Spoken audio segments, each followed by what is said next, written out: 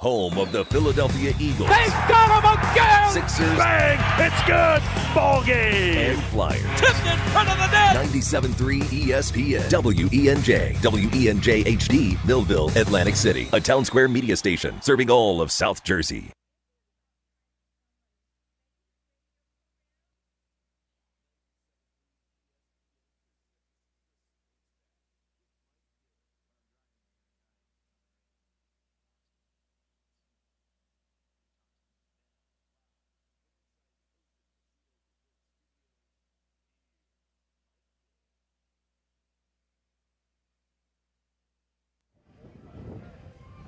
We are live on a Monday here at the Fanatic Sportsbook Ocean Casino. The Sports Bash is live. 97.3 ESPN, the 97.3 ESPN free mobile app, live video streaming for you today on the X platform, YouTube, at Mike Gill Show. What's up? Sports Bash is live on a Monday, and it's game day Monday. Finally. Pete G, my on-site producer, that was him. Josh Henning is back in the Ocean Casino Resort Studios. You out there. Well, you say finally. As I was driving over here, thinking like, okay, it's game day. On Sunday, when your team doesn't play, especially after a bye week last week, you're like so frustrated by the fact that, man, it's Sunday and my team's not playing. And then when you get to Monday, aren't you now excited that you have a game tonight? Yes, because we're the only game in town. Only game in town. Now, I have rectified my YouTube TV problem, at least for the night. Now, you didn't go back to cable, did you? No, I have not gone back to cable. Fubo TV is offering a free 7-day or 5-day trial. So you're going to beat the system that way. I signed up yesterday just to give it a little perusing. I am in. I watched ESPN last night for a little while. So I do have Fubo TV 5-day trial. So any of my YouTube TV friends out there, Fubo TV 5-day trial, free. And they even say that they are going to remind me the day before. Now, as soon as this Eagles game's over tonight, I'm probably going to cancel. Oh, really? Well, okay, so you're not going to become a FUBU guy. Not yet. I mean, listen, if this thing makes it to the next Monday Night Football game when the Eagles play, which is like December. Yeah. They play the Chargers in like 4 weeks. Yeah. If it makes it that far and there's no end in sight, then I might have to think about it. Now, I did do a little perusing last night, and they have, everything. They do have NBC Sports Philadelphia. I watched the Sixers game last night on Fubo TV. Okay. Because I wanted to give it a shot, and just make sure, there's no buffering issues or anything like that. So I watched the Sixers last night on Fubo TV. I will watch the game tonight. It does have ABC. It does have ESPN, so I'm ready to go. Now, for all the people who have been texting me and giving me options, I appreciate them. But I did find this free trial for, I think it's 5 days. Some people told me it was 7 days. Other people have texted in that it was a month. I only saw a 5-day free trial, which is all I need right now. So that's what I'm going with. But tonight's the game. Yesterday I was frustrated. I was almost kind of bored. The 1 o'clock games were terrible. Yeah, I mean, the Tampa game, I was tuned into that a little bit at 1 o'clock. Yeah, the Giant game. By the way, Brian Daboll got fired today. The Giant game was on in my house along with the Tampa-New England game. So I was flipping back and forth between them. I watched more of the Giant game, actually, because the Eagles play the Bears coming up. So I was trying to watch the Bears a little bit closer. So I watched that game, but none of the games yesterday were really – the 4 o'clock games were all blowouts. So I was kind of like, man, this football Sunday kind of stinks. And to the point where at 7:30, when the Sixers came on, I went straight Sixers and watched the whole game. You guys were texting me in the text message chain about some stupid football game, and I was like, guys. A 5-3 football game? It was 3-2. When I turned on the game, I actually saw the safety. Old man Rodgers get a safety? Okay. I saw the safety, and at that moment it was 3-2. I said, I am out on this game, and I flipped over to the Sixers game. Now, they lost last night, but at least I was entertained. Yeah. I did not watch any more of that football game last night after the Sixers game. I did flip over, and it was like 20-whatever to 3, and I was like, 3. I'm out. I did see we had Nadeau on Thursday show. Of course, Jeff Nadeau is on every Thursday. For those of you who follow Nadu on Twitter, may remember that he fought in the Rough and Rowdy against a guy named Jersey Jerry. Yep. From Barstool when Nadu worked for Barstool. And one of the highlights of the night was that Jersey Jerry apparently thought he bet $1,000 on Pittsburgh, but he accidentally added another zero, and he bet $10,000 on the game. Well, he lost $10,000. He lost $10,000 just like that. Can you imagine accidentally? You ever do that before? Anybody ever bet like that before? Like you thought you bet 50, you put 500 in, or you thought you bet 100, you bet 1,000. See, those are the kind of things I don't understand. Like, I don't understand why anyone accidentally bets too much. Like, I'm such an OCD overthinker. I'm more likely not to bet anything than bet the wrong thing. I mean, I don't know, like. You got to do that final double check. Keep in mind, so if you're watching his stuff from before, a couple of weeks ago, he hit like a 4-team parlay. Not a 4-team. It was a prop bet that had like 4 quarterbacks all to score a touchdown. And he hit for like $95,000 on that. Yeah. So he probably had a little extra money in his bank account that he doesn't normally have. But you're right. I think I would know the difference between $1,000 and $10,000. That being said, he lost last night. That game was terrible. I watched the Sixers game.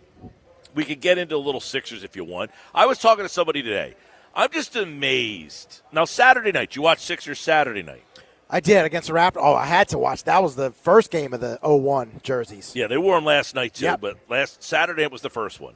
And I thought in that game, Joel was really good in that game. Like, He was. There was moments where he was like, it looked like it was like he was getting ready to run the 100-yard dash. He like was sprinting back and forth up the court. I was like, what is this guy doing? He scored 29 points in the game. He was really good in the game. And I'm thinking to myself, how did anybody watch this game and think, man, this guy's washed? Like, what are we talking about? And then last night he didn't play and they lost. And it's not that they lost because he didn't play, but I'm sure he would have been helpful last night in a game that came down to the final shot, right? You don't think like having Joel last night would have helped them? Especially in the third quarter where, again, they just can't seem to keep their foot on the gas. Well, here's the thing. And like I was talking to somebody about this today. I understand, like, people are kind of over, like, in the society that we live in, everyone's like, you get to a certain threshold with people or something a fan does with a player, and then you're ready to move on. Like, we're always ready to kind of, like, turn over the roster. You know, I've seen this enough. I don't think we can win with this guy. So you're ready to kind of, like, change always. But, like, right now the Sixers are not winning a title probably with or without Embiid, I would imagine. But this is where I think Embiid is helpful. The offense right now, I think, is now more centered around the guards than it is Joel. But having Joel helps the guards in the offense. Without him, they're having a tough time scoring like late in that game last night. So the last play of the game last night was a complete mess. So after the game, Nurse says that he wanted to get a quick 2. The problem was they inbounded the ball and they didn't have anybody to set the screen so that Oubre could get downhill. Now, give the Pistons a lot of credit. They defended the play very well. But at that point, when the play got defended by Detroit the way it did, you got to call timeout and just say, okay, this play got blown up. Now we're going to call timeout, and then we're going to set up a 3-point shot to try to win this game. Instead, they're throwing the ball around like a freaking hot potato. But that's where having a guy like Joel could come out and set a screen, and then the screener has to stay with Joel because of the fear that Joel could do something. When Joel's not out there, the defender can always leave Andre Drummond or Adem Bona because they don't think that those guys can score. So now that second player always goes over to Maxey or Edgecombe or whoever has the ball. If that defender leaves Embiid and goes to Maxey and Maxey goes back to Embiid, Embiid's wide open for that shot all the time, and he's deadly from that spot. So as this season goes on and Embiid kind of gets his rhythm, that two-man game is going to be very, very difficult for teams to defend. The problem right now is Embiid's not playing every single night, or he doesn't play the minutes that you're used to him playing, so it doesn't look like what you want. So now we're just all assuming that Embiid's washed and he stinks. Well, you sound like an idiot. Like, anybody who's watching this team and thinking, man, Joel Embiid really sucks right now, like, are you kidding me? He was awesome on Saturday night. And last night, you're thinking to yourself, man, they could really use a guy that could, score. That would have been helpful last night to have a guy that could score. So, I don't know. The game on Saturday night, they're down. They came back, and they ended up pulling away and kind of winning that game. I thought Saturday night was one of their most complete games of the season. Last night, Pistons are a good team, and you went toe-to-toe with them without Joel, without Paul George. They were missing Tobias. I think somebody else was out for them. So I thought last night was a good – but they do have to figure out the third quarter stuff, though.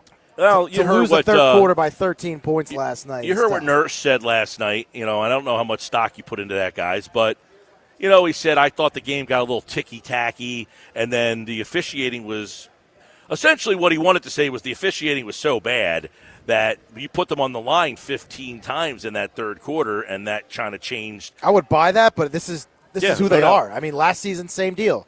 It's kind of carried over. Well, the thing with this team is, guys, that they don't play full quarters of basketball most of these games. Most of these games, they'll give you 2 out of 3, and then the call comes down to the fourth quarter. They start out horrible, and they come back in the second half. Well, isn't that what Nurse said last night? He's like, that's pretty much basketball. Like, he's like, if you're watching games around the league, everybody has that quarter where they're just kind of, that was his answer last night. Keith Pompey asked him the question, and that was kind of his answer. No, I think it's just basketball. Like, everybody kind of has that, that quarter. And I don't know if he's right or wrong. I mean, we're all kind of, why is it the third quarter? I don't know. It just seems a little too convenient that it keeps happening the same way again and again. Like, if you watch other teams around the league, and I'm not watching every single, for example, Warriors game, but I don't feel like the Warriors come out and are sluggish in the first and third quarter of every single game. You know what I mean? Probably not, no. But I would say this, I think the Sixers are a frustrating product right now, mainly because they're frustrating in a good way. They're frustrating in a good way because they have more talent than they've had. Right. They seemingly are a good team. The problem is the consistency's not there. Joel plays Saturday. He doesn't play Sunday. Paul George hasn't played. I would imagine when he's back, he's probably going to be on a minute restriction. McCain didn't play Saturday night when they said that he was available because they said they wanted to play him Sunday. Well, then Eric Gordon got the first bench minutes instead of McCain because he said he wanted to line McCain up with Maxey. Then McCain came in the game, and quite frankly, he's got that bulky knee brace on. He don't look the same. I mean, he was an Energizer bunny last year. He's not the same right now. He's just not the Jared McCain that we saw last year. And it's going to take a little bit. So if you were hoping that McCain was going to come back and be this instant offense and guy who give you a little jolt off the bench, doesn't seem that he has it in him right now. He's going to have to work his way there. But that's my point is we as sports fans want to judge everything at every minute, every second, every possession, everything. You can't really judge this. They're just an unfinished product right now. And for the fan base, what are you wanting out of this season? I guess that's the question you have to ask yourself. That's a fair question. What are you wanting to see out of this season? That's a fair. I said, do I think they're going to win a title? No. Is the East wide open? Yes. So is Embiid on a minute restrictions?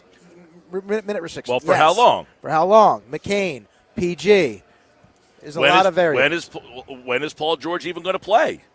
And is Paul George going to look like McCain, where you're like, why is he even out there? Right. Is he going to be on a minutes restriction? I'm assuming he would be on a minute restriction. And then when he's back, is he Paul George that has been a 25 point-a-game scorer? Is he the Paul George that I got last year? Is he a lesser version of that Paul George? Or is he just $212 million on the bench? What Paul George am I getting? We're all assuming, hey, when Paul George comes back, that's another guy that can play. Well, can he play?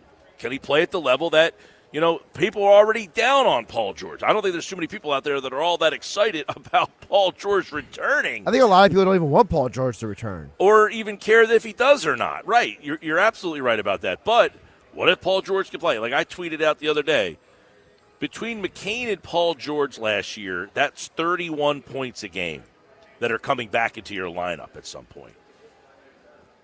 That helps, right? Well, it certainly helps. But, I mean, again, the problem with George comes into whose minutes does he take away? Is he taking away minutes from a guy that you might need on the floor.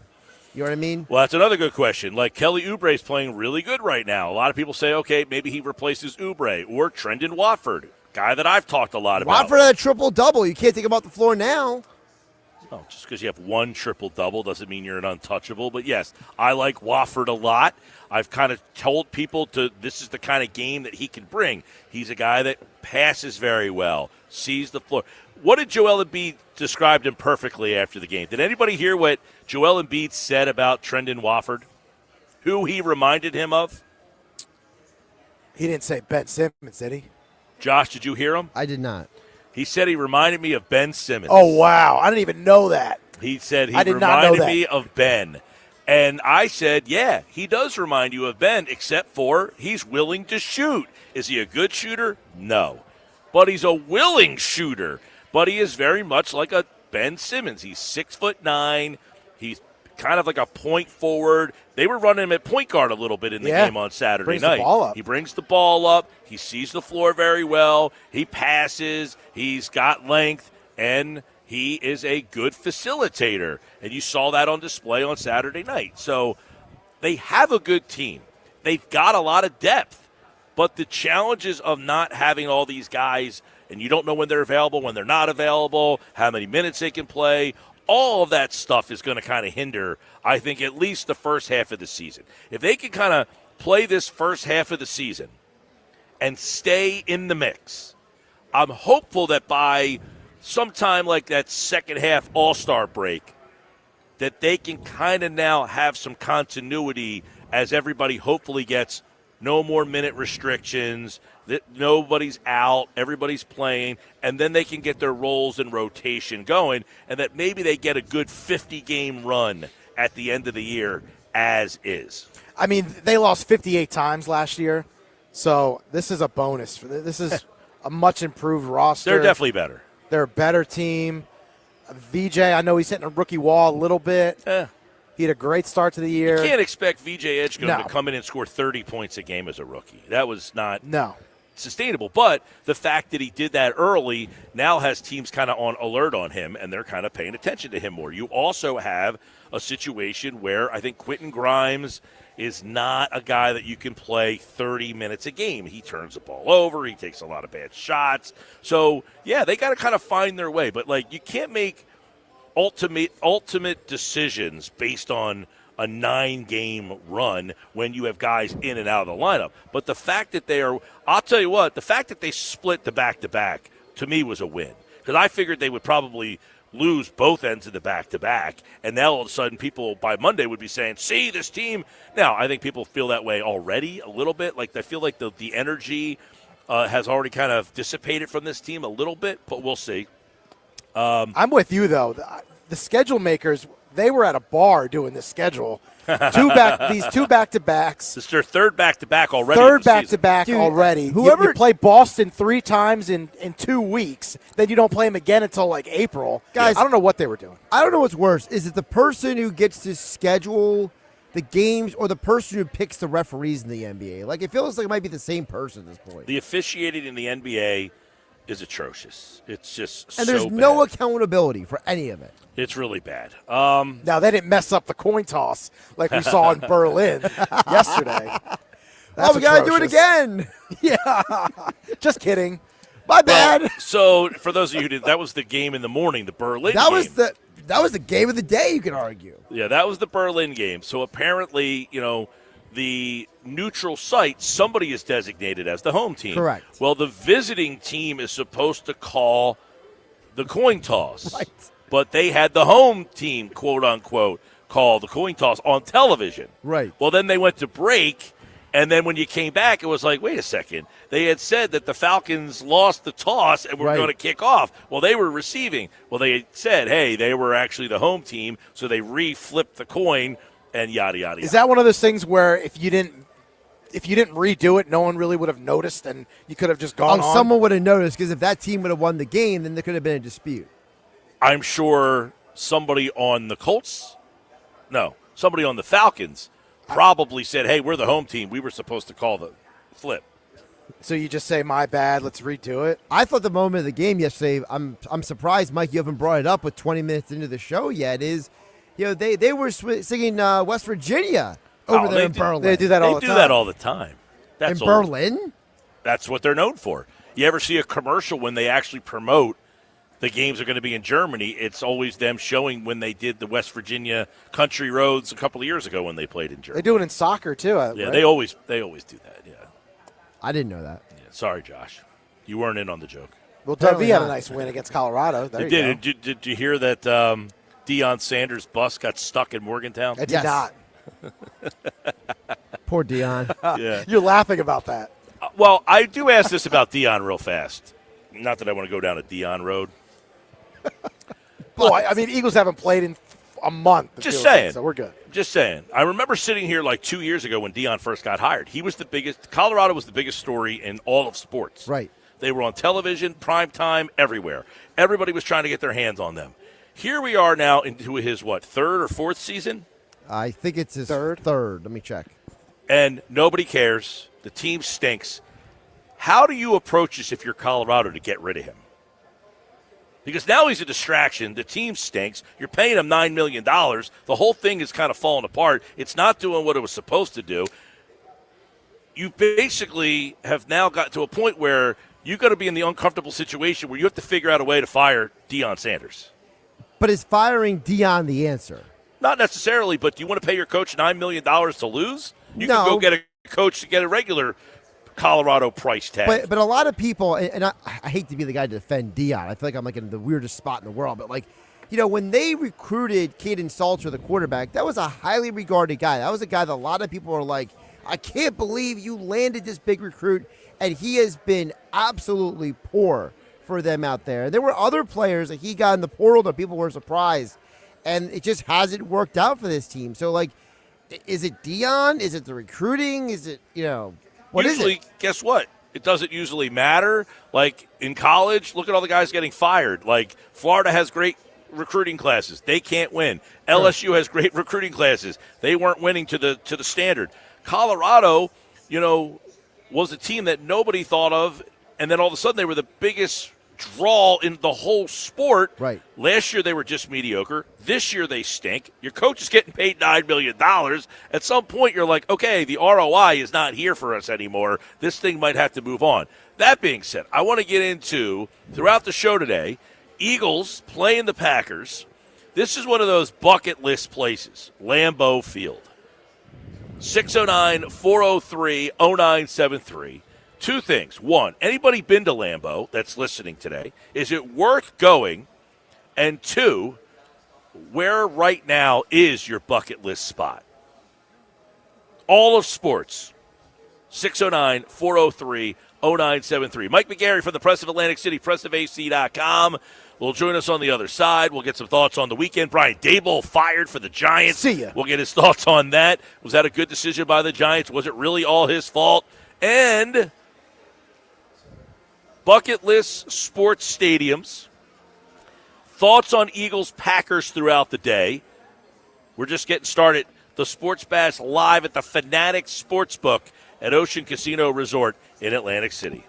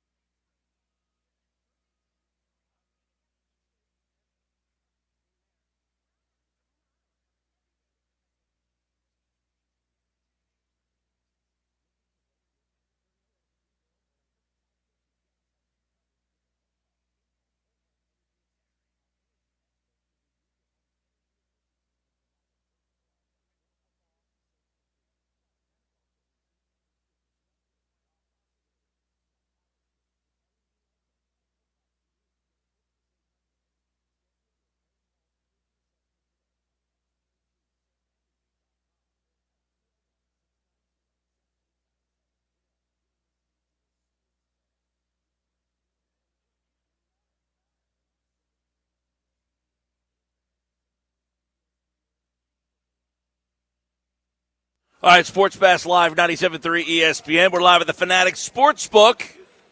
November 15th, this Saturday, UFC 322 is at the Gallery right here in Ocean Casino Resort. You can stop out here and see UFC 322. It's a 10 o'clock start time. Coming up, we got so much on this game today. We're going to dive into that and more right now. Mike McGarry from the Press of Atlantic City. PressOfAC.com takes a look back at the weekend that was in both the NFL, the NBA, and all the stuff. Not a lot happening in the baseball world right now. But, Mike, first let's start with tonight's game with the Eagles and the Packers. Right now, you got Philadelphia on the top of the NFC list. You have the Packers behind them with that tie. The game is on the road. The spread has been kind of moving all over the place. It was opened at 2.5 Packers. Some places now down to a pick 'em. If you were to say right now, just who's the better team, Eagles or Packers? These are the two betting favorites. Well, I think the Eagles are the better team, but that doesn't mean they're going to win tonight, basically. So, I'll take the Eagles as a better team, and then I'll hedge immediately by saying that doesn't guarantee anything for tonight. Over the course of 17 weeks, 18 weeks, I'll take the Eagles. But on a Monday night in Green Bay, at home coming off a loss, I might be inclined to go with the Packers. So you think that these teams are pretty comparable. They played twice last year. Philly won twice. Packers right now obviously have the two bad losses, one to Cleveland, one to Carolina. They tied Dallas here. When you look at these two teams and you just say, hey, I like Philly as the better team, but I like the Packers tonight, do you look at the Packers as a Super Bowl level team, or are they more, they probably can be a wild card team, maybe win the division, but more of a one and done playoff team? Yeah, I think they're a team that maybe can get through wild card weekend and then get to that divisional round, and that'll be it for them. I think at the quarterback spot, Love does some nice things, but he does a lot of, bad things too. And I just don't think he's consistent enough. And you look at the way they played this season. I mean, the tie in Dallas was not good. I mean, the loss last week at home, not good. Just too many inconsistencies for me to put them on a Super Bowl level. I just think, Mike, on the road on Monday night, you're facing a desperate Packers team. I mean, when's the last time they lost 2 in a row at home?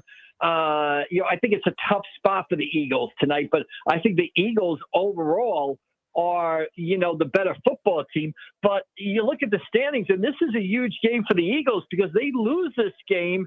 Now they don't keep pace with Seattle and the Rams, and the Packers even move ahead of them, I believe. And the Eagles are kind of in that mix with the Lions, the Bears, the 49ers. So this is a key game for both. The loser of this game is going to have to scramble for home playoff games, right? The winner of this game, I think, is going to be in pretty good shape. Well, Philly obviously feels pretty good where their standing is in the East, so they should get at least one home playoff game. But you're right in terms of home field advantage. Now you're in the muck with everybody. If the Eagles lost this game, they do have the tiebreaker over the Rams. They do have the tiebreaker over the Bucs, but they would lose the tiebreaker to Green Bay. And I think even more importantly, you also have to play Detroit next week, and you could be setting yourself up for a possible 2-game losing streak. So I do agree. This is a pretty big game for Philadelphia to stay on course if they want to be a team that is home field. I think they're going to make the playoffs regardless of what happens tonight, but it's where you are in the field, and that matters.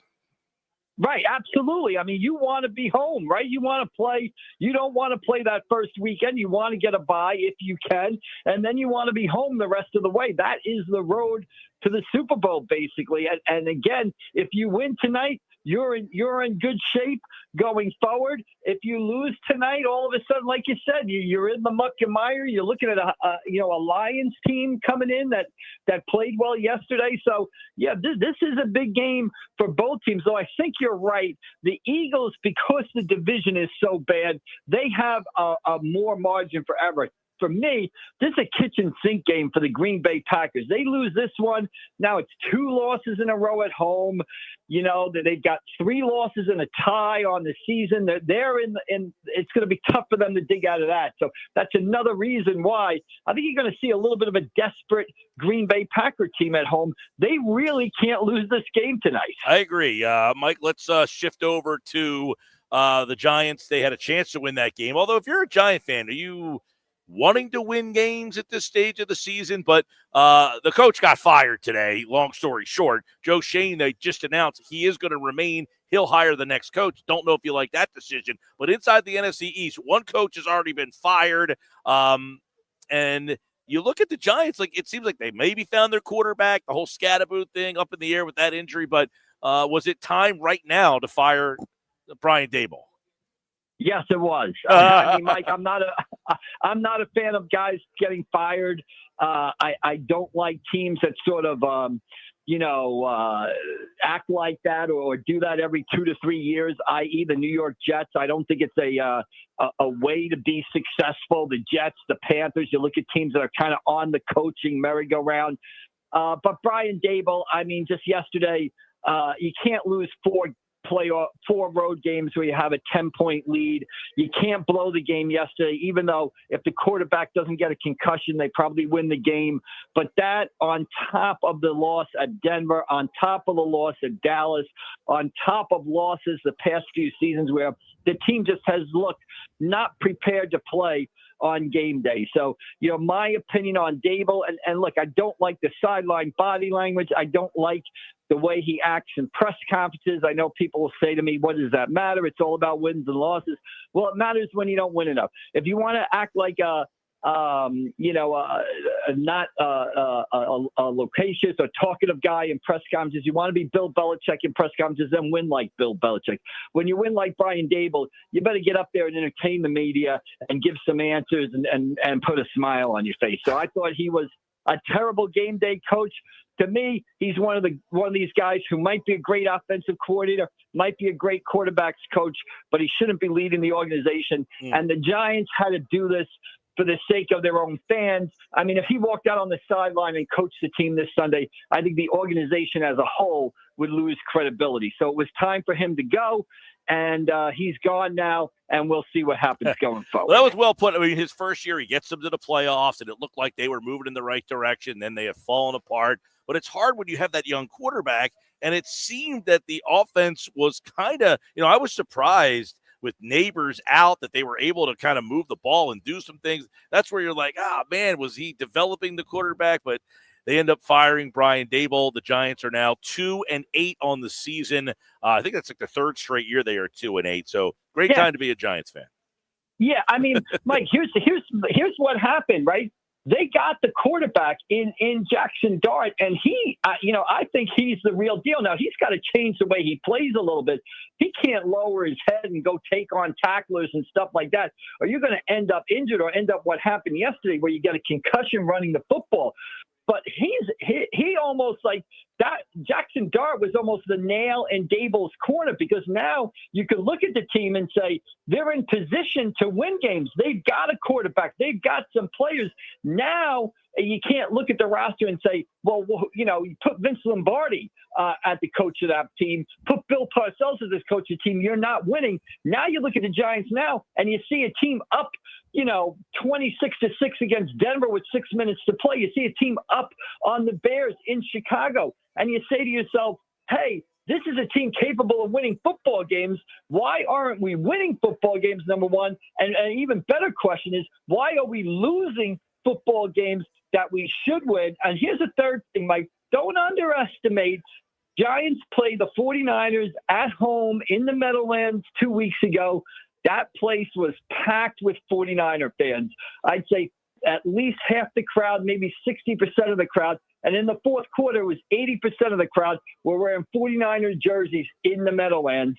Don't underestimate how Giant ownership felt about that. That's also unacceptable. All right. Well, we'll certainly be keeping an eye on that inside the NFC East. What happens with Brian Daboll? Who will be the next coach of the New York Giants? It will be Joe Shane who gets to pick that. And by the way, the betting odds say Lane Kiffin is the favorite, followed by Cliff Kingsbury, Jesse Minter are the top three according to the odds. It literally just got emailed to me as we're having this conversation. Mike McGarry from the Press of Atlantic City. Let's go over to the Sixers weekend. Back-to-back, Embiid Saturday night. He plays 29 points, looked pretty solid, looked pretty, Embiid-ish in that game. Last night he does not play, and they lose. And then, of course, that talk has been, well, they look better without Embiid. Well, they won the game with Embiid. Now, you're playing the Pistons, who are a better team than the Raptors are. But I feel like this is going to be a whole tough spot for Nick Nurse until this Embiid thing is kind of behind you. Of some nights you have him, some nights you don't. You don't know when you have George. McCain isn't obviously himself. So if they can stay afloat for until this gets resolved, that's their best course of action. But I don't know what to make of this team right now, the way this first couple games is going with all these minute restrictions. Yeah, I don't know. Again, Mike, we talked a little bit on Friday. It's almost like there's two versions of the Philadelphia 76ers. There's the version with Embiid and the version without Embiid. And I don't know how a team is successful or builds any consistency or chemistry, which you need to win in basketball when you basically are playing a different type of team every night. It's not like Embiid is like an eighth guy or a third guy off the bench or a sixth man. He impacts everything that goes on the floor. He's played well when he's been out there. I just don't know as an organization or as a team how you go forward almost having two separate teams. It's not a recipe for success. I don't think it's fair to Nick Nurse. I don't think it's fair to the rest of the team.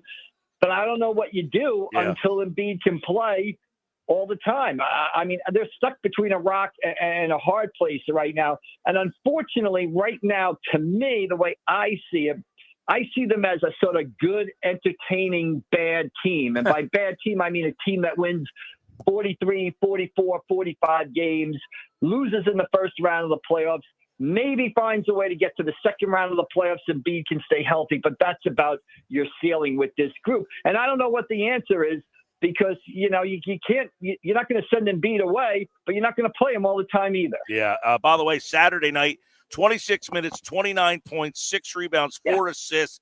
He was 10 of 16 from the field, had a 3. He was a plus 15. He was 8 for 9 from the free throw.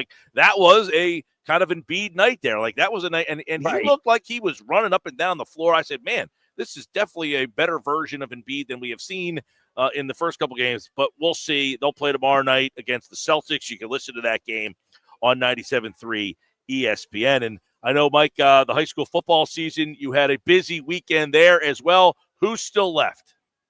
Yeah, great weekend of high school football. Local teams played well. Atlantic City has advanced to the South Jersey Group 5 final. They'll host Kingsway on Friday night. Atlantic City's second straight sectional final appearance.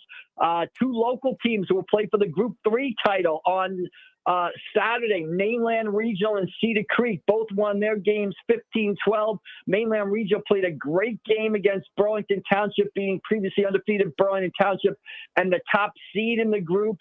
Burlington Township had a field goal to win the game in the closing seconds. It went wide right, however, so Mainland survived. So you've got Mainland and Cedar Creek. You've got Millville in their 5th straight sectional final. They'll be going up against, a powerhouse Winslow Township team on Saturday for the Group 4 title. And you've got Holy Spirit and St. Augustine still alive in the state non-public playoffs. So a couple local teams, really doing the area well, with some big wins over this past weekend and some more big games to come up this weekend. Well, I'll tell you what, Mike, that will send up an interesting potential Thanksgiving Day situation if Atlantic City and Holy Spirit advance, and you're in that spot where we haven't talked about over the years. It's one of them's in they might both be in a spot where they're playing. Yeah, it's interesting to see. And you look at both those teams, that's really setting up as an interesting game this year, because I think I looked at the Atlantic City defense. I think the Atlantic City defense has only allowed about 24 points in their last 5 games. Meanwhile, the Holy Spirit offense has scored more than 40 points in 3 of the last 4 games. Both teams have great quarterbacks, love to throw the football. Ty Costable for Holy Spirit, Marvin Burrows for Atlantic City. As Mike, I'm not a big fan of Thanksgiving Thanksgiving Day football, but hey, I can get enthusiastic for this game with the talent that'll be on the field that day. Well, that's a couple of weeks from now, but there is a potential that, they're definitely going to play each other. It's Spirit and AC on Thanksgiving. It's one of two left, Vineland and Millville, the others. I think everybody else is done, right? That is around us, at least, in the Atlantic, Cape May, and Cumberland area. There are only two left: Atlantic City, Holy Spirit, and Millville and Vineland, who have been playing since the Civil War, basically. So, Mike, before we get out of here, Lambeau Field, ever been? No, I have never been. It's on the bucket list. I have never been. I've walked past the Rose Bowl. I've been to a lot of other places, but I have never been to Lambeau Field. Just say, what is your highest profile stadium that you've attended a game or arena? College, pro, anything? Boy. Well, I've been to just about all the baseball ones except for Wrigley. I've been to Fenway. I really love Dodger Stadium, being out there for, the Dodgers and the Phillies. NBA-wise, I've been to the ones in L.A., including the old Forum many, many years ago. So that might be it. I saw the Lakers play in the late 80s in the old L.A. Forum out in Los Angeles. And then about 30 years later, I saw Bruce Springsteen live in the L.A. Forum. So if I had to go historic, sort of arena, it would probably be that old-fashioned L.A. Forum, Yeah. I was gazing down from the cheap seats at Jack Nicholson courtside, basically. You never think of like a hockey or basketball arena when you think of these, but I was at the Igloo in Pittsburgh, which was kind of a unique setting to watch a game, and the building from the outside was very unique. Yeah, I also was at the Igloo, and I saw the Penguins. The only thing I remember about that is if the Penguins scored 7 goals, they gave away chili at Wendy's.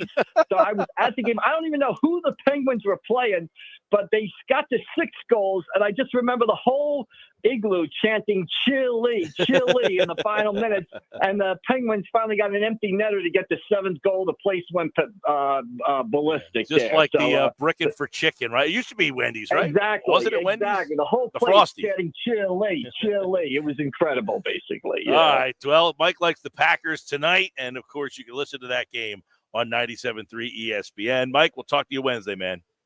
All right, we'll see you guys down the road. Thank you. All right, a couple Eagle fans passed on McCoy jersey. Got another Eagles. Got a lot of Eagles gear walking through here at Ocean Casino Resort on this Monday edition. And don't forget, we can hang out till 6, and the Eagle pregame shows at 7. We got 99 bottles. Another week of qualifying. We're getting down to the nitty-gritty, though. This is the final week of qualifiers for this year's 99 bottles party. We'll have more details on that. We'll read off some of your text messages, your bucket list arena or stadium that you want to go to, or best building you've ever been to watch a game. Coming up next on the Sports Bash Live, 97.3 ESPN.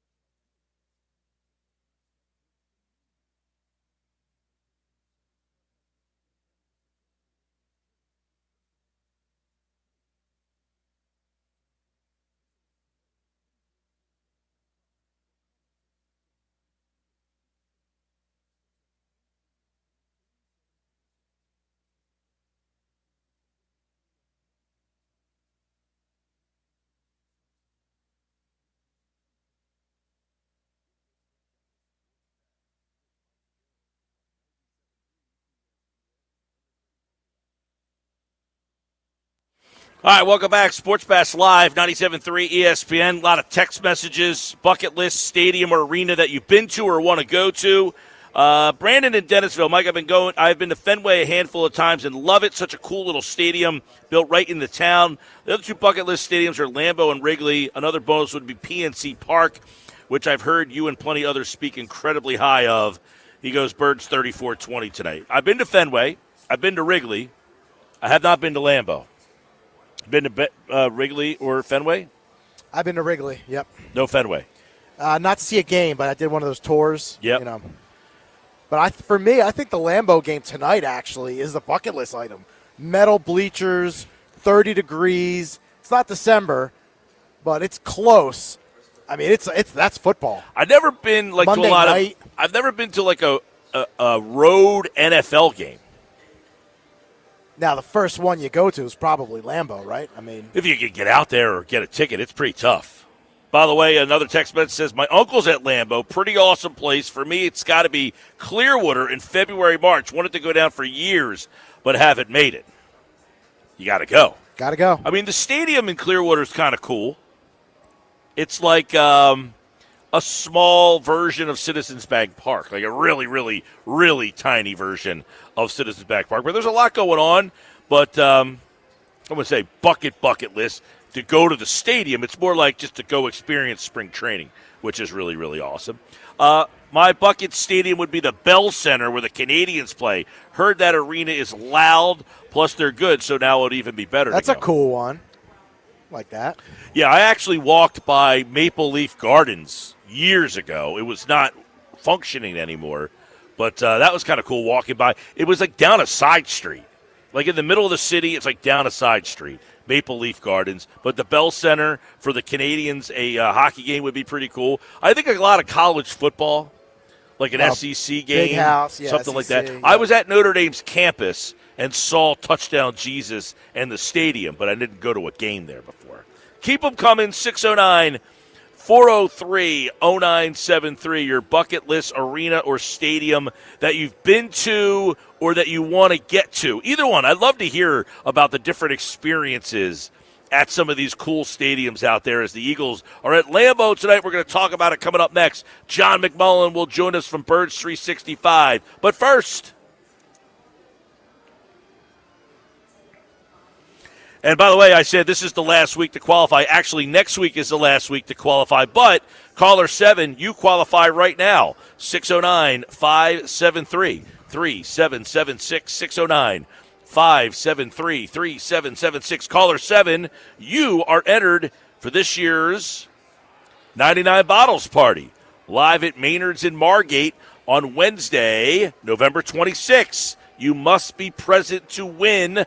This year's 99 Bottles Party features a plethora of great tickets to events from all over the area. We'll have a pair of tickets to go see the Eagles-Commanders game at Lincoln Financial Field. We'll also have Sixers tickets, Flyers tickets, and tickets to concerts and other great shows and events from all over the Delaware Valley. Caller 7 right now, 609-573-3776. Good luck.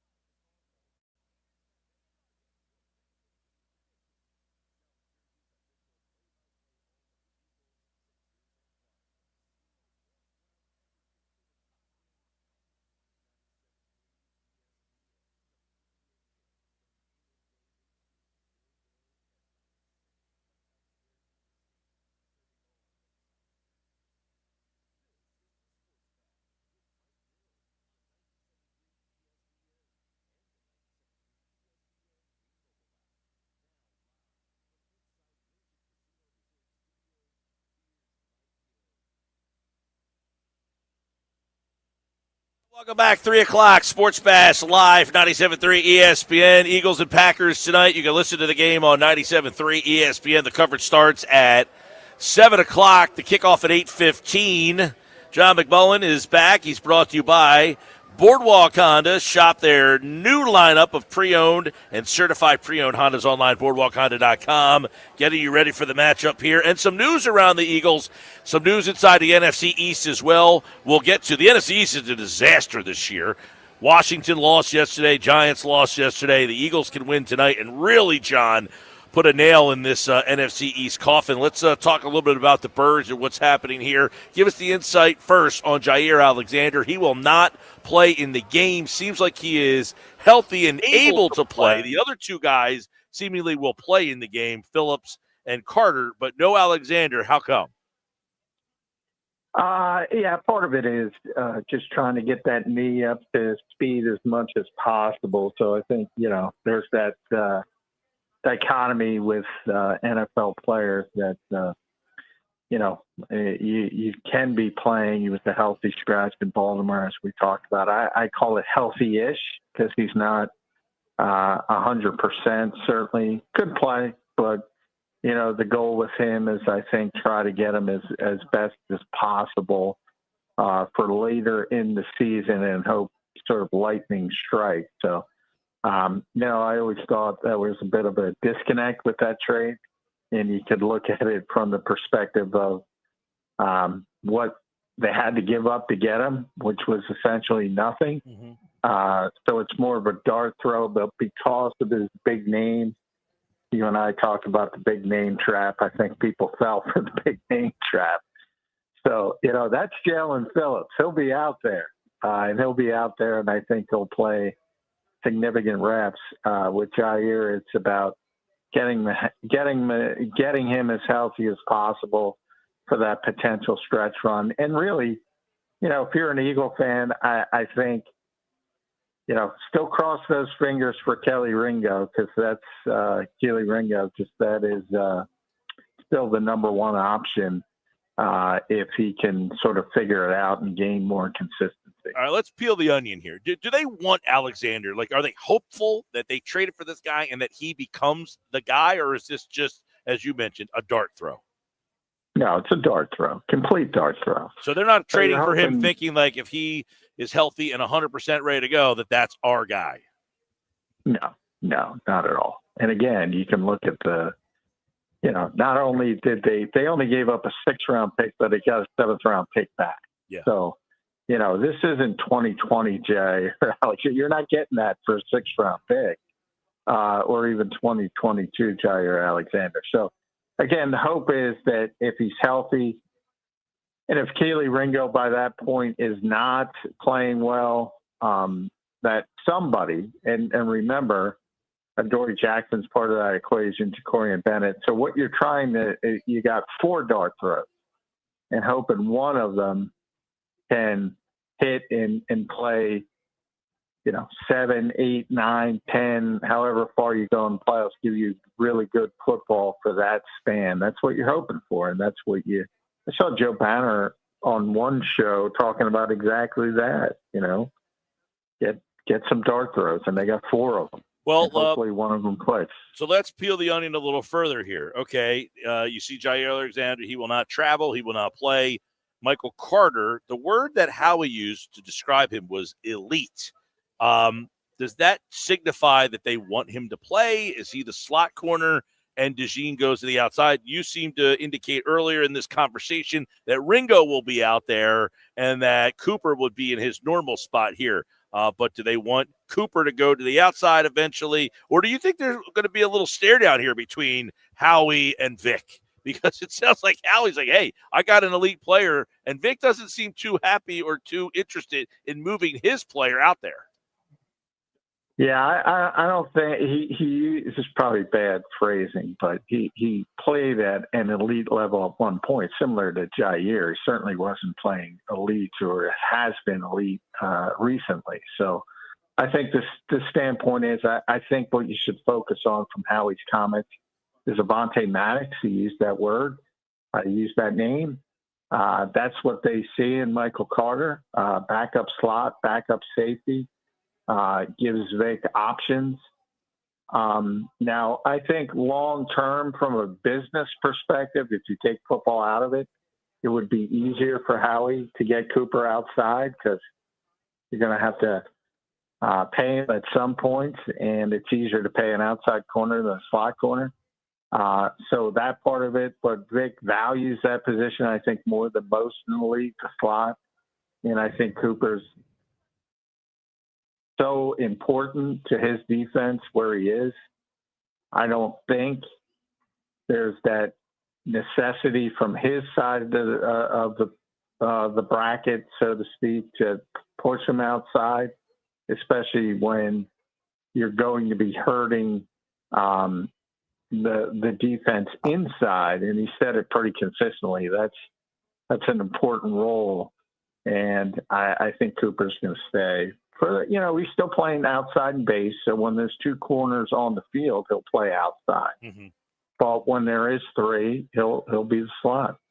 John McMullen, Bird Street 65, of course, Eagles-Packers tonight. There's a little look at what the secondary might look like tonight when they play this Packers team, which is kind of banged up, by the way. They are a little banged up in certain areas. Wide receiver is one of them. Corner is another one. We'll get to that in a little bit. You mentioned Jalen Phillips. What kind of role do you anticipate for him? Like, do you think tonight they are saying, hey, training wheels are off. This guy knows what he's doing. You're going to see what we'll see from him. Yeah, well, I wouldn't go that far. And by that, I mean, I think he's going to play a lot. And certainly in pass rushing situations, he's going to be out there. I don't think you'll see the full breadth of his role until he's been here for 3-4 weeks or something of that nature. But yeah, I think he's going to hit the ground running. If you're placing the over/under on 30, I would say over as far as snap count. But eventually he'll get up to even more than that. So I wouldn't say this is it. This is as much as he's going to play, but he's going to play a lot from minute one. And part of it is that's a position, certainly as a pass rush, you can just say, okay, go get the quarterback. And the second part is he does have a history with Vic's scheme, so he's got a leg up from that standpoint as well. Who do you think gets affected by him the most, his arrival?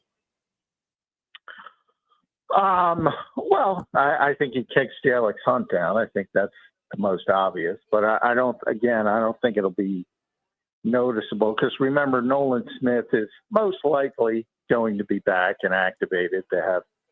They can do it later because it's a Monday night game. So he's going to be out there as well. So those will be the top two guys, again, when they're all both up to speed and both ready to go. And the guy who has been playing a lot of snaps, who will get kicked down to the third rotational role, will be Alex Hunt. But I think that's a good thing for him because he's probably playing a little bit too much out of necessity. So I think it'll work out well.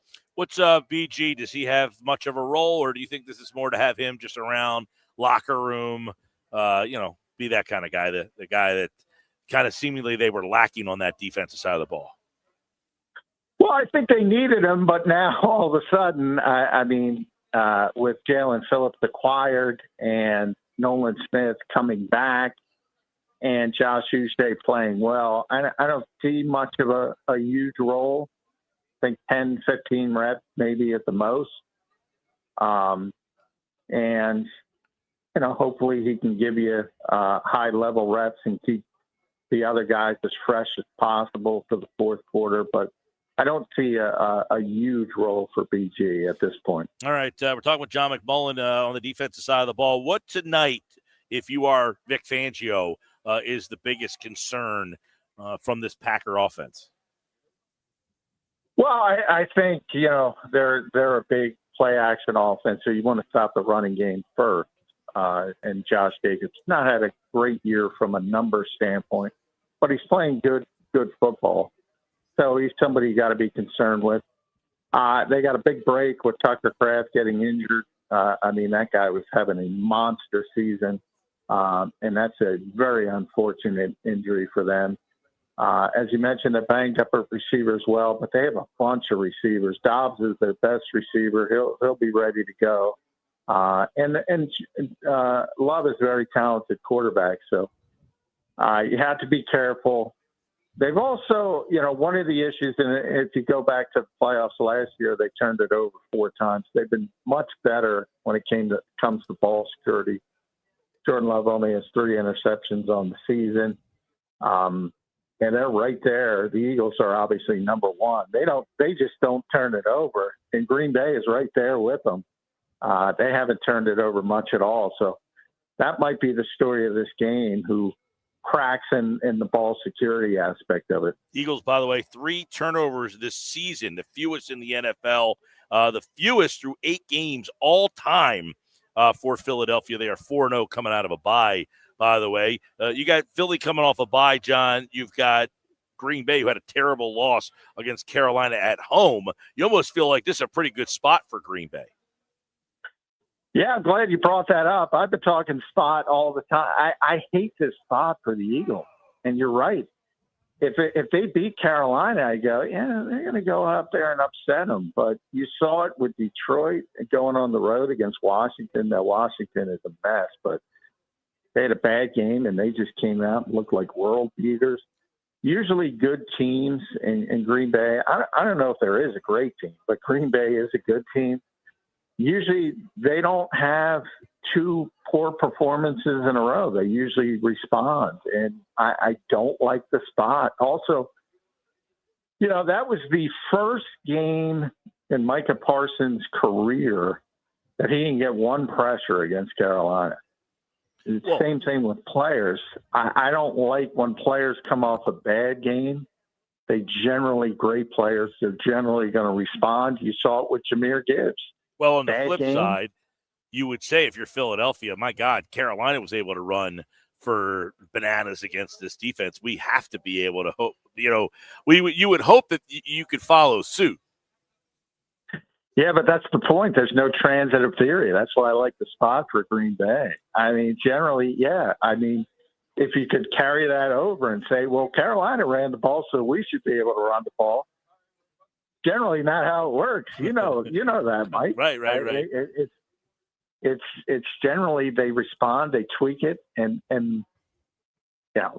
certainly that'll be the Eagles' goal to get their running game going. I think Devontae Smith gave that up, not on purpose. But I asked him on Saturday, we were just kind of debating back and forth about, all their playmakers and not everybody getting the football. And I said, well, you were at Alabama. I mean, you're used to having a bunch of good players around you, but obviously won the Heisman Trophy. He was the focus of the offense.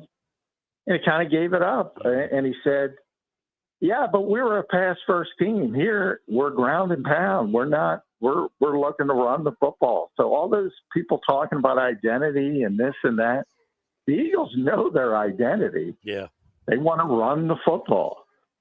Well, the Packers, by the way, allowed 8 completions and 251 yards on passes of 20 yards down the field. So they are not a defense that gives up a lot of big plays. They run zone 70% of the time. So if you're looking for a big A.J. Brown, Devontae Smith, it kind of sounds like that's not really how this night would go. Not to mention, it's going to be pretty cold out there.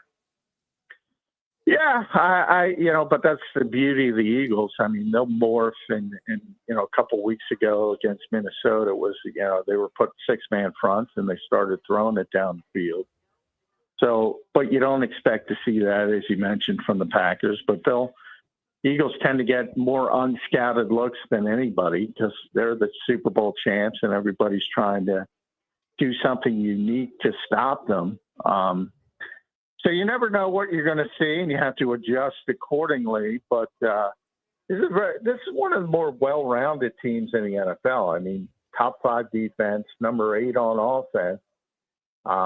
And conversely, I think the Eagles are 23rd on defense and 24th on offense. So Green Bay's a good team. I think people might be sleeping on them. Well, it's an important game for number 1 seed, too, by the way. If the Eagles win, they have a 33% chance to be the number 1 seed. If they lose, that falls down to 12%. In a Packer win, they are the number one seed back in play for them. So this is a big play for the big picture, big game, I should say, John, for a big picture of number one seed. Philadelphia most likely is going to win the division and make the playoffs in some capacity. Don't know that this same fait accompli for the Packers here. They're in a much more competitive division, and there's a lot of teams battling for wild card spots here. Yeah, certainly. And I think the next 2 weeks as a whole will tell us a lot about where the Eagles are. But they're certainly going to be a playoff team because the rest of the NFC East is an abject disaster. And the Giants finally move on from Brian Daboll today. So obviously the Commanders are not relevant. Dallas does not look like it's going to be relevant at all, although they're a little bit of concern just because of the offense. But the Eagles are going to win the division, so it's just a matter of sort of jockeying for that seed. And the good thing for them is the NFC North with the top three teams, Minnesota's kind of fallen off, but the top three teams look like they're going to be relevant. And then the Rams and the Seahawks are going to have to beat up on each other as well. So good opportunity for the Eagles if they could win these two games at Green Bay and at home against Detroit. Well, it's Jordan Love against the Eagles man coverage. The Eagles play man 57% of the time. Jordan Love second in the NFL against man coverage. So we'll see which side wins out. The Eagles defense against Jordan Love, and can Philadelphia get their offense going against this Packers defense, which, when they got Micah Parsons, that added a whole dimension that they did not have in the playoff game and in the Brazil game last year. So they should be a better defense than the ones you saw in the playoffs. Obviously, we talked a little bit about how important this game is for both these teams in terms of the big picture number one seed. This is NFC, John, is as wide open as it's been. But do you think these are the two best teams? I still think Detroit is the most gifted. And I would say, I don't know where you got that, but buyer beware on those numbers. The Eagles play a lot of man-match coverages, so some people think it's man, but it's really zone. And that's the beauty of Vic Fangio because he's got a little bit more complicated of a scheme than most teams, and it usually gives opposing teams headache. So there's a lot of man-match that people think is man, but it's not really man. But I digress. As far as these two teams, I still think Detroit's more talented, but they've had their issues. But when they got it cooking, as you saw yesterday, they're tough to stop offensively. All right, well, it should be a fun game tonight after a long layoff. The Eagles are back tonight. You can listen to the game on 97.3 ESPN. By the way, they're right back into it in a gauntlet with Detroit on Sunday night next week. Then they've got Dallas in there, and then they have a Black Friday game with Chicago. So this is a tough month for Philly to kind of navigate. But as John, you mentioned, I agree. These next 2 weeks, we're going to kind of get a feel of, where they're going to fit into the to the seeding in the NFC. Right now, they are the number one seed in the NFC. We'll see how it all unfolds tonight right here on 97.3 ESPN. Tomorrow morning, 8 a.m., you can watch Birds 365, John McMullen on the Jacob Media YouTube channel. All right, John, we'll talk to you, bud. All right, thanks, Mike. There he is, John McMullen, everybody. He's brought to you by Boardwalk Honda. Shop online at boardwalkhonda.com. By the way, Philly is not the number one seed currently because Seattle has an extra win, but if Philly wins tonight, I should say, they would go back to the number one seed. But currently, Seattle is 7-2. They are the number one seed. That was a butt whooping they put on Arizona yesterday. That was 35-0 by halftime yesterday. What was the final of that game? I checked out on all the 4 o'clock games. As you should have. I was pretty much out on all of them. Spending your time just watching. Final of that game yesterday ended up being 44-22. The Rams won 42-26, and the Lions won 44. 2 games in the 4 o'clock window were 44-22. What are the chances? That's scoregami right there. Commanders got waxed yesterday. They are 3-7. You got to kind of feel bad, wink, wink, for the Commanders. They look like they were about to turn the corner and become a relevant and real franchise again. But, alas, they are the Commanders. Coming up, by the way, I want to congratulate our first qualifier of the day in the 2 o'clock hour. Anthony in Summers Point Congratulations, Ant. We'll see you at 99 Bottles. Another chance for you to qualify coming up. 609-403-0973 on the text board. This year's 99 Bottles party, don't forget, we're at Maynard's at Margate coming up on November 26th. You must be present to win. All qualifiers will win a pair of tickets or a prize to an event in the area, tickets to a concert, a sporting event like the Sixers, the Flyers, the Eagles. Could be a show, could be some memorabilia. 99 winners, 99 pairs of tickets. The way it works, on Wednesday, we're at Maynard's. When you show up, you will sign in. At around 5:30, we will begin picking. All the bottles will be lined up on a table. In the order that you showed up, that's how your name will be called. So if you're the first person there, you will pick first. If you're the 99th person there, whatever bottle's left on the table, that one will be yours, and everything in between. So you want to hang out all day because you want to make sure you get a good spot. You want to be in that top 10, top 20 to make sure you get a good pair of tickets. You don't want all the tickets to start coming off the board. Coming up, by the way, remember Amon Green, Peachy? I do. Good running back. Well, he's going to join us coming up next. Former Packer. He is our outside view today.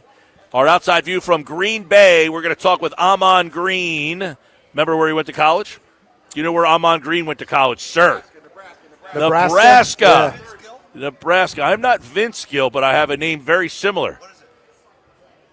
Not Vince, but Mike. There you go. Yes.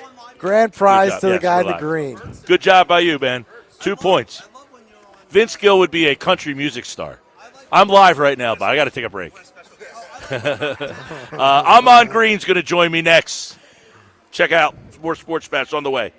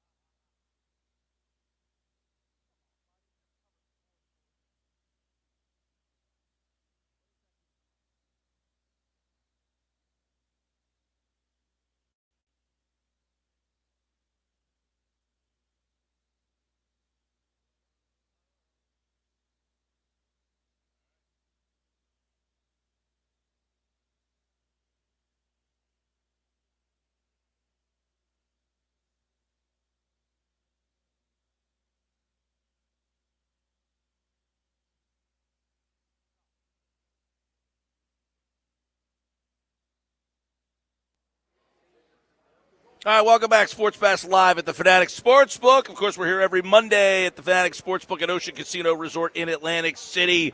And the people are already filing in to watch the game tonight. I think it's going to be a great spot to watch Eagles, Packers, maybe the two best teams in the NFC. Right now, it's our outside view. It's brought to you by Broadlee's Plumbing, Heating, and Air Conditioning. Serving South Jersey since 1911, keeping your home comfort game day ready this season. He is the host of Believe in Packers. He's also one of the greatest Packer running backs of all time. And he's kind enough to join us right now. Now, I just asked a couple randos walking by here, and I said, Amon Green coming up next. Do you know where he went to college? And all in unison, Nebraska. So they knew it. They have it, and here he is right here. I remember him at Nebraska, but I also remember him as a great Green Bay Packer. It's kind enough to join us to talk a little outside view. Amon, what's up, buddy? Not much, Mike. How you doing? It's all good. It's this is a great matchup. The Eagles and Packers played twice last year. I want to get your thoughts on, obviously, the Parsons trade. Yeah. But what is different in your mind about this Packers team from the one from last year? Well, I mean, simple. Hey, they got 1 year of experience working together as a full team. Obviously, other than one person that we just mentioned, but they understand and they're inching down the line of understanding what they got to do throughout an NFL season, the endurance mentally and physically, and in certain game. And then I say the basics: play clean football against good. The better the teams, the cleaner the football you have to play. Because if you give up one turnover, that one turnover can be the deciding factor in the victory. So play clean football, and then obviously have the confidence in yourself to have whatever scheme you're going to attack a defense with offensively, and the same defensively to attack an offense or try to slow down the offense from getting points on the board. Know what you have, know who you are, and execute when you're out there on the field. Now, obviously, they brought Jacobs in last year. Mm-hmm. You know that position really well. Is the running game the same? And the Eagles are having problems run the ball with Saquon. All these free agent running backs who changed teams last year seemingly made big impacts. What kind of impact is Jacobs? Doesn't seem that his numbers are nearly the same. Yeah, and it's because of this, right? I learned this when I got traded to Green Bay, and then I kind of had a breakout year in 2000. And then 2001 was more of a breakout year. But as the season went on, I learned that other defenses, all the defense that we face, they're going to adjust to me, and my offensive line, what we do, how we work together. The thing that kept us going for those long tenures, we had a good 4-year stretch of good rushing offense. And what that was, the fact of, one, how we took care of our bodies. Because my O-line, those guys were very in the weight room like me and got rest. And it's my own. And also one thing that's took it up a notch, we started meeting together as an offensive unit, not just the running backs, quarterbacks, wide receivers, our offensive line. It was just the running backs and the offensive line and the fullbacks. We started meeting once a week when Edgar Bennett took over as our running backs coach. And I think that's how that 03 season that we had, where I had 1,800 yards and some change, almost 2,000. That year was the year before we took over doing that. And I think that we started communicating more. So I started to see what the offensive line saw and how I should run patient or hit it harder if it's an inside trap play or whatever. So then it was like we were talking to each other during the week, and then come game day, we didn't have to talk. We already knew, okay, on this trap play, if the defensive end or the three technique does this, ours is going to hit the hole. So this is what's happening for Saquon, for Josh. Teams are adjusting, but they're not adjusting with the teams. And that's why it's being a little bit tougher to run in the trenches right now for both running backs. Yeah, and, the offensive line, a big factor, too. Philly's had guys in and out, shuffling, and I think injury-wise and everything. Yep. Yeah, Juergens is out. He's not going to play tonight. Dickerson's been in and out of the lineup for Philadelphia. And then, of course, they changed right guard. And it's those three little pieces that you don't even think of all that much. Helps you get 2,000 yards as opposed to what you're doing this year. And I'm assuming, you lose a guy like Kraft, too. How does that change the complexion of everything in their offense? Because he is a huge weapon for them. Man, he's a magnet, right? And so he will attract defenders because the defensive coordinator, the linebackers know that, hey, man, if we don't stop this dude, he's going to open up their offense to us, and we don't want that as a defense. So Tucker being out, I know he's going to heal up well, can't wait for next season. But with him being out, now the defense is all right. Now, look, we don't have to worry about 86 running around, or 85, excuse me. running around, now we could focus on number 8. We could focus on 12 or I'm sorry, 10, and slow them down. And then we could put more emphasis on attacking the offensive line, knowing what the weak spots are. Zach Tom being out with the back injury early, and the free agent coming in and being beat up as well from San Francisco. Those guys were going to, you know what? I will focus on that because that's their weakest points right now. For just due to injury, they're not 100%. So let's stack up the box. Let's play. Let's do some strategy. Let's do some ET, some TEs in the middle. Linebacker play in the middle of that A gap and B gap that makes them work harder because they're injured and they're recovering. They're playing through it, but that's just one of the little I say your disabilities when you're injured and a team knows you're injured. Trust me, they're gonna come knocking on your door play after play. That's Amon Green. Believe in the Packers. Believe in Packers is the podcast, and he already did his Believe in Packers preview of this game. And when you take a look at Philadelphia, obviously they are a little different from the team that won the Super Bowl last year, specifically on defense, right? They got all these new faces on defense. How hard is it to prepare for a defense the week after they just made a couple trades, too? They got Jalen Phillips here now, Michael Carter, Jair Alexander, who was in Green Bay. He is not going to play in this game, but they have been weak in that secondary. When you look over this Eagle defense, what interests you about how they're different from last year? What interests me is the defensive front four that they had. I mean, there's only really one guy, I think, Milton Williams, who was one of the 3 techniques that rotated in and out with Jalen Carter. I think having him gone, just a little difference there. But Moru, Ajomu, he's looking well. And they're still able to get that pressure along with Jordan Davis, Jaden Carter, Jalen Phillips, and Zach Braun understand what their game plan is. They've been there for a few years. So any of the new guys coming up, they just got to find the rhythm and not force it. It takes time. When I got to Green Bay after being traded from Seattle, it took me a few games. I say it took between mini camp practice, training camp practice, and actually getting live action. It takes you 3 or 4 games to really get in rhythm, regardless if I'm on offense or deep. If I was a linebacker, it would have been the same thing, understanding how my defensive linemen are going to work, how they're going to keep guys off of me so I could be the linebacker that I want to be, to hit the right gaps, to make the tackles, to read the plays, if I got to go into pass coverage. So that is what's happening. And that's just adjustment and processing. And then once a player understands it, then you'll see the free flow plays and everything looks synced up together, and they're looking like a functional defense.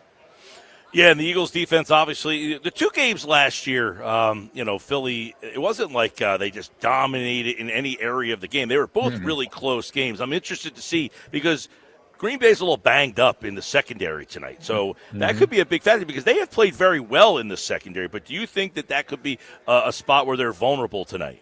A little bit because of like I said, again, it's just all about experience. For the guys who has to rotate in because of the injuries, things of that nature, can then become a focal point for the offensive coordinator to say, hey, we got this guy. He's only got a few snaps here, less than the starter. And so let's push him. Let's try him. Because that's what I would hear. When we hear that, we got new linebacker in, we're going to run the ball right at him.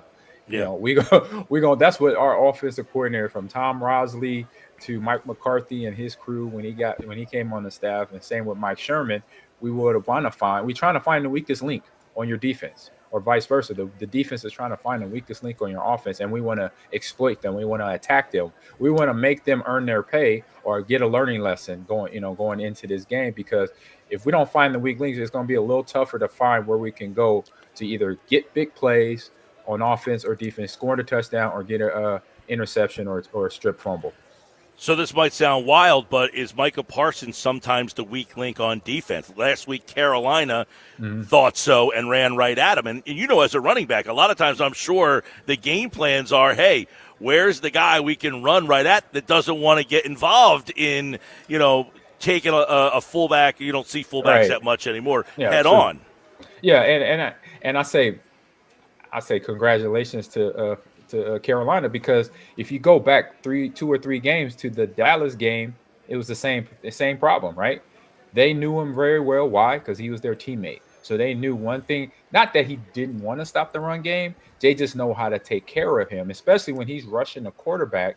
He's going to rush the quarterback so hard that he's going to pull himself out of stopping the run game for the defense. So when they saw that, so Carolina took that and said, look, if this is a pass rusher, we're going to find out if he's a run stopper and push the run. And so we saw Rico Dowdell and Hubbard run the ball effectively, but Rico getting the majority of the lion's share of carries, and him, getting the ball in the end zone against Green Bay and it being a tight game. And I told people, look, I said, this Carolina team, it is a young team. That means they have athletes. And you got to remember, this is an NFL team. This is just not just a college D1 or a double-A school that just has some decent players that are playing against a better team, a superior team. No, this is still an NFL team. If you give them something to find where they could get a weakness in and try to win, they're going to, use it. And they exploit it. What's his name?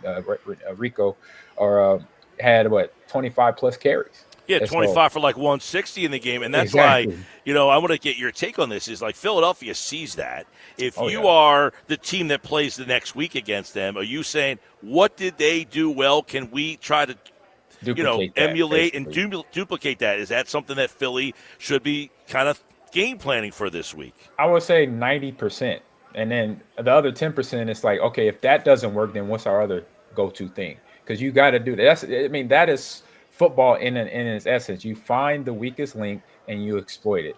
And if it doesn't work out, you get ready to pivot real fast in a game, because you always got to have a plan B. Your plan A is great. It's like, we're going to run the ball with Saquon. We know he's a little beat up, but we'll rotate him in with the backups and make sure we keep consistent runs coming at them, because we want to wear out the defensive front in terms of the D linemen to the linebackers, and then throw in play action, sprinkle it in, because then we keep the defense honest.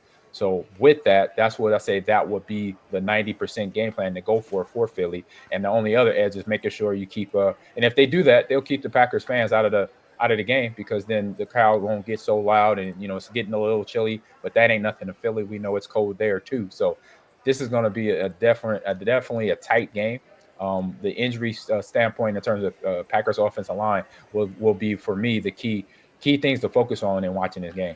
I definitely am interested to see. They're really banged up in the second. I think actually, so Bo Melton has played wide receiver and corner. Like, they've needed to use him at both. Now, he's a kid from our area here, so we've been kind of following him, and it's like he's playing wide receiver one week. They might actually have to have him line up against like A.J. Brown this week. So that could be an interesting matchup. That would be interesting, and it's unfortunate. You got to have the next man up mentality, but obviously you want somebody there and to have the experience and have the confidence to cover whomever, not just A.J. Brown, but whomever. And that's one thing that Philly has, a well-rounded offense. Even though Saquon's beat up, they got a guy from an A.J. Brown to a Devontae Smith that can take the top off with his speed. And then you got Dallas Goedert underneath that. Oh, my God. He can – if you let him get the tight end going too, then he's going to hand out some stiff arms. And then he is a guy underneath coverage that can get open and exploit everybody, because the linebackers might get sucked up in play action, and then you got a problem trying to slow him down when he gets the ball and Jalen gets him the ball. So big statement game for Jordan Love. There's a big game for both these teams. Like, the winner is in the number one seed. The loser of this game, it's a very crowded NFC field. So this is a big matchup. And we've been asking, like, the Eagles are coming off of a bye. Good spot for them. But that loss last week almost makes it feel like a good spot for Green Bay to kind of refocus themselves to figure out who they are. You can't lose 2 straight games at home. No, you can't. You don't want to lose in the NFC, as you said, with it being a traffic jam of going to the playoff in terms of seating position. You don't want to lose that power. You want to keep it in your realm, your control. And so, one, you got the motivation. Yeah, you had a loss. Now you want to come and get another one. But we got to earn this with a good, solid team. We got a team that can definitely run the ball. We got a team that can pass the ball. And they have this one play called the push-tush, or the tush-push, excuse me. And so you got to be ready to stop all that and know that this is not a game that they could just – I say no game in the NFL you could say, hey, we got this. No, you got to play it for 4 quarters. And I believe they know that. And so right now, again, really solid team. I think Philly is almost getting in cruise control mode, because they've been – in this part of the year a lot and know what it means, because once you understand as a player that November football is playoff time football. This is when playoff time starts. It doesn't start in December. If you think it starts in December as a player, you're late to the party. It You're starts. late. It starts now, so they know that, and so they playing with confidence, and they understand we got to play clean football, home and away, to keep our seeding high, so we get where we want to be come December and January. Check out the Believe in Packers for more of all the breakdowns, how they think, how Amon thinks the defense can keep Jalen Hurts in check, and all that and more. You can listen to the game tonight on 97.3 ESPN. It's Amon Green, a Green Bay Packer great, and, of course, host of Believe in Packers. And if the Eagles and the Packers, the winner of that game tonight, has a nice jump on the number 1 seed. The loser is now in the pack of other games there. So crazy NFC. Seattle, Rams, Detroit, San Francisco, Tampa Bay. There's a lot of good depth in this NFC. 100%. Amon, always great to catch up with you, man. All right, Mike. Thanks for having me. And yes, I always have a good time on the show. Anytime. Absolutely. There's Amon Green, a Packer great. He mentioned 1,800 yards. What he didn't mention is he had 15 touchdowns that season as well for the Green Bay Packers, and he's always kind enough to give us some insight here on the Sports Bash as the Eagles and the Packers renew their rivalry. It's the third time those two teams will play in about a year's time. They played twice last year, once in the playoffs, and now again. Also, keep in mind, we'll get the injury updates coming up. I don't know when that injury report's going to drop with the inactives. We probably won't get it before we get off the air. But Tucker Kraft, we know, is out. But Lucas Van Ness will miss a 4th straight game. Nate Hobbs has been ruled out. Matthew Golden, and he's one of their receivers, questionable for the game. So we'll see. For Philadelphia, Cam Jurgens is out. Jacorian Bennett, Willie Lampkin, and Nolan Smith questionable. We'll see what ends up happening with Nolan tonight. Anticipation is that he will play.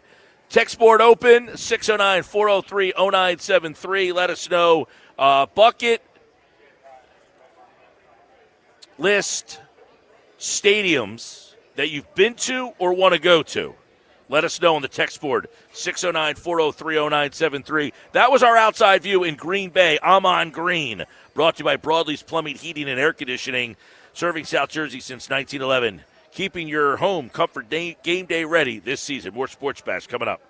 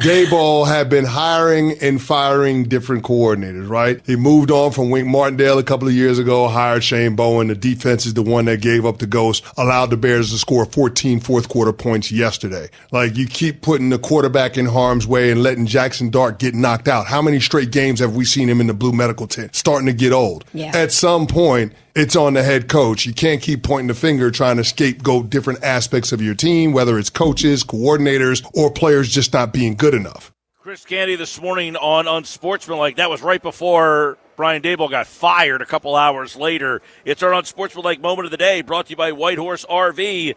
Find fall closeout savings on 2025s and select pre-owned RVs. Shop now before they're gone. Whitehorse RV, your RV adventure starts here. So, nothing he said there is really wrong. The Daboll thing is very interesting. Like, they kind of said, I don't want to say they made him the scapegoat, but they were in a really tough spot. You got the quarterback now, you think anyway. I've not been the biggest Jackson Dart fan. I know he's played better than I thought, but part of the reasons why I didn't like Jackson Dart is what you're seeing. He constantly gets hurt. Why? Because he always wants to run. You can't constantly be on the run and think you're going to stay healthy. You know, you're talking about the coach. Got to protect him. You got to protect him. Well, sometimes the quarterback just takes off, right? Yesterday he got smoked by C.J. Gardner-Johnson. By the way, was the one who knocked him out of the game. Did you see that? He got a game ball from Ben Johnson. Yeah, C.J. Gardner-Johnson knocked him out. But, like, the quarterback has to know better than he can't just take off a run. I always talk about these guys that run a lot in college, that they just are so athletic that they can get by at the college level by being an athlete. You can't do that at the NFL. And eventually, he's been checked for like 5 concussions already this year. Yeah. That's going to like catch up to him. And Daboll, I mean, 20, 40, and 1. That's a terrible record. The record stinks, but it took him a while to finally get to the quarterback. Now he finally found the quarterback, he thinks anyway, and now they're going to let him go. If you're the Giants, would you rather the quarterback have some stability, or do you want him to now work with another new coach? That's the hard part with what the Giants are kind of going through. Because a lot of times bad teams, their problem is they can't find the quarterback. Sports Bash Live, 97.3 ESPN. Coming up, Jeff Mosher on a Monday edition of Football at 4. Stick around.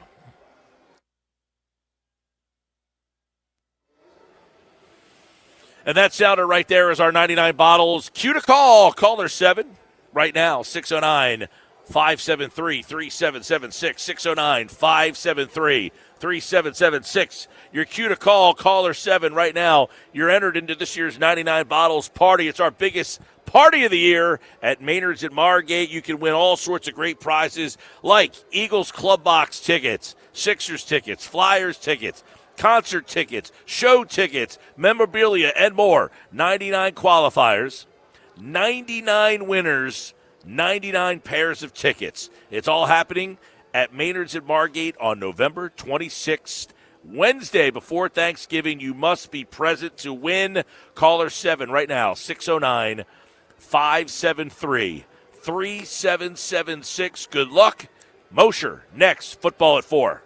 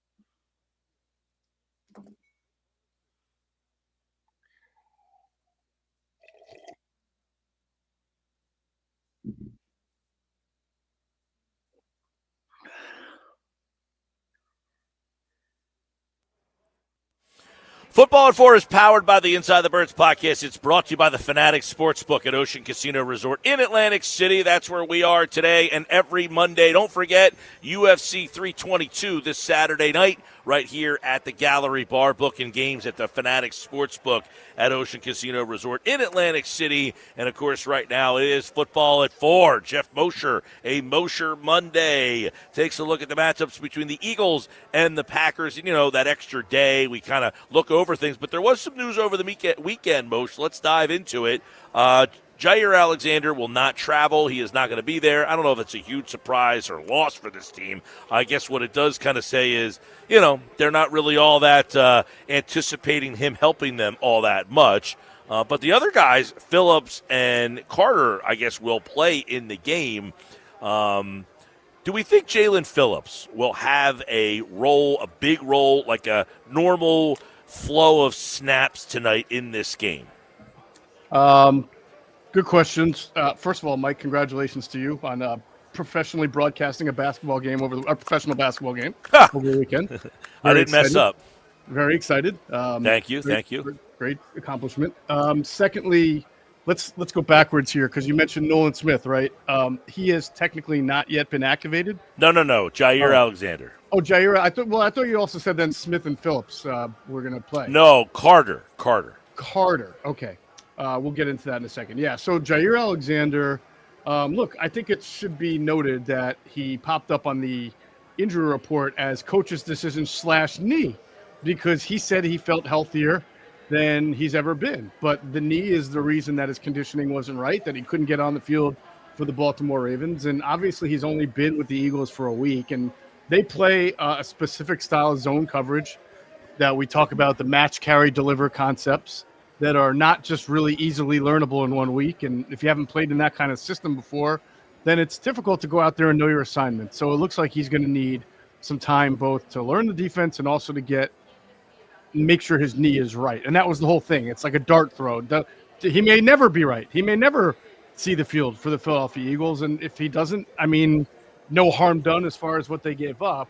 But that's the situation with him. And obviously, I expect Jalen Phillips to play a pretty decent amount tonight. I mean, he's got no restrictions, no reason to scale back. I mean, he's part of a pass rush that is pretty good here. Vic Fangio tends to rely on the 3-man rotations. So you imagine that the starters will be Jalen Phillips and Jalix Hunt. And,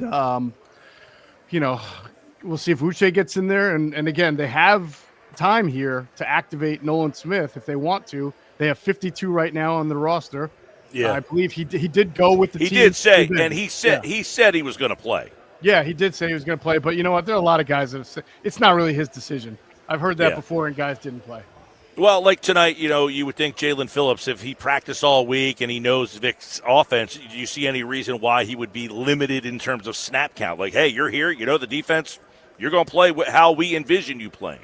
And which player is that? You're saying Phillips? Jalen Phillips, yes. Yeah, no, I mean, like Vic is not. He's not Jim Schwartz at all.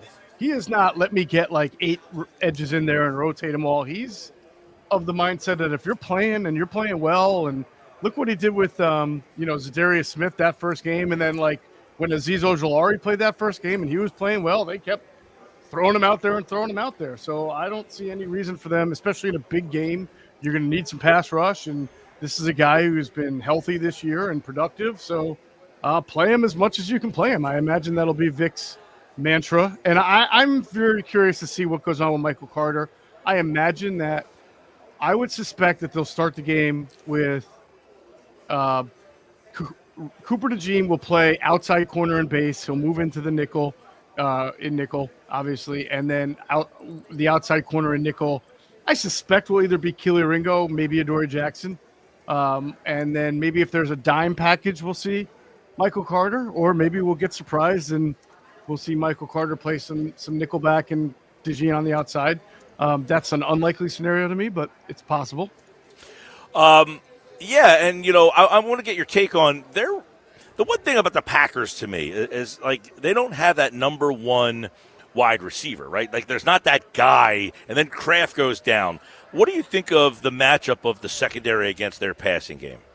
I I think that you're right. I think you're nailing on. They're down significant number of weapons. Jaden Reed from the start of the year is not with them. And Tucker Kraft, who is arguably having a top 5 tight end type year and is that kind of player, is out.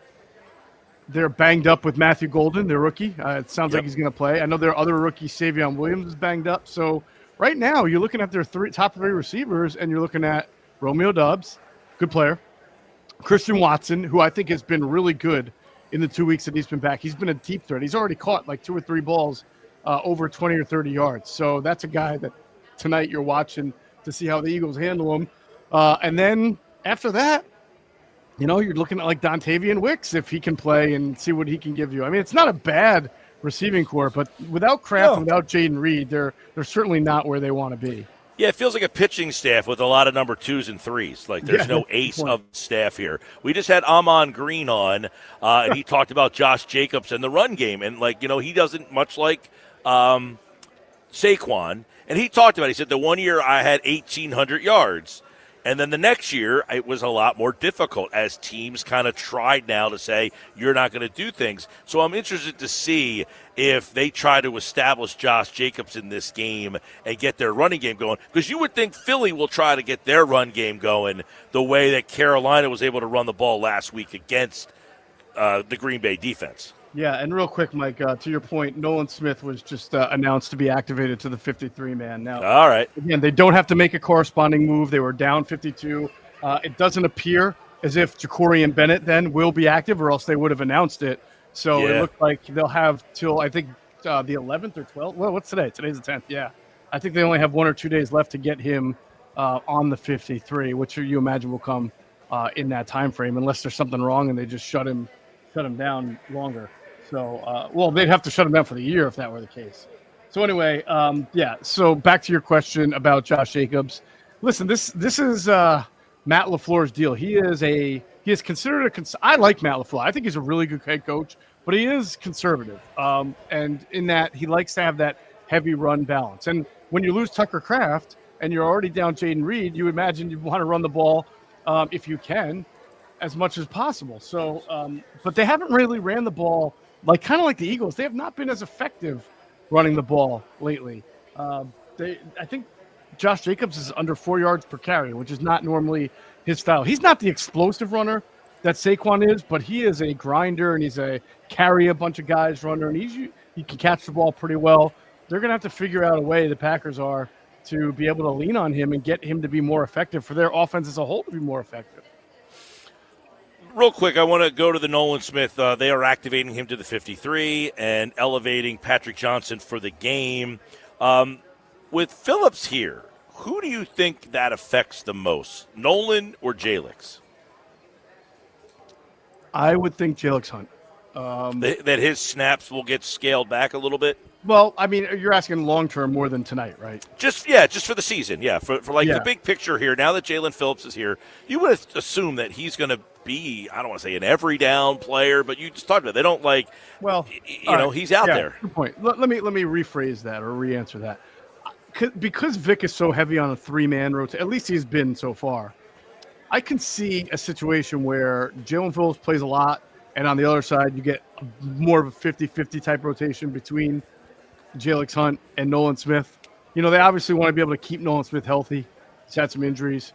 I think really the people most impacted are the Uches, Ojulari, who's on IR right now. I mean, Ojulari could become a release candidate by the time he's ready to be healthy, especially if they want to have Jacorian Bennett back or Willie Lampkin or somebody else, right? So I think the backups, Uche, and obviously Patrick Johnson's just going to be there for special teams. And Brandon Graham, I don't know. I really don't know how many reps Brandon Graham is going to be able to give them or get on a game-to-game basis. Right. Well, and Brandon's not obviously a release candidate. He's going to stick around. Yeah, so you're right. Yeah. Somebody else might have to be the odd man out there. I'm really going to look forward to the snaps for Phillips and how they use him, and then whose snaps go down. Because the other guy would be Jahad Campbell. What kind of role do you see him having? Man, it's not. I don't see any nickel end role for him. I know he's practiced in that lately, and that means, pass rusher, outside edge rusher, in a 4-man front. I don't see that happening with all the bodies that they got there now. and I don't see him getting full-time snaps at off-ball linebacker because Nakobe Dean does such a good job of just having the defense stabilized, getting everybody lined up. That not only eases your front end, it eases your back end as well.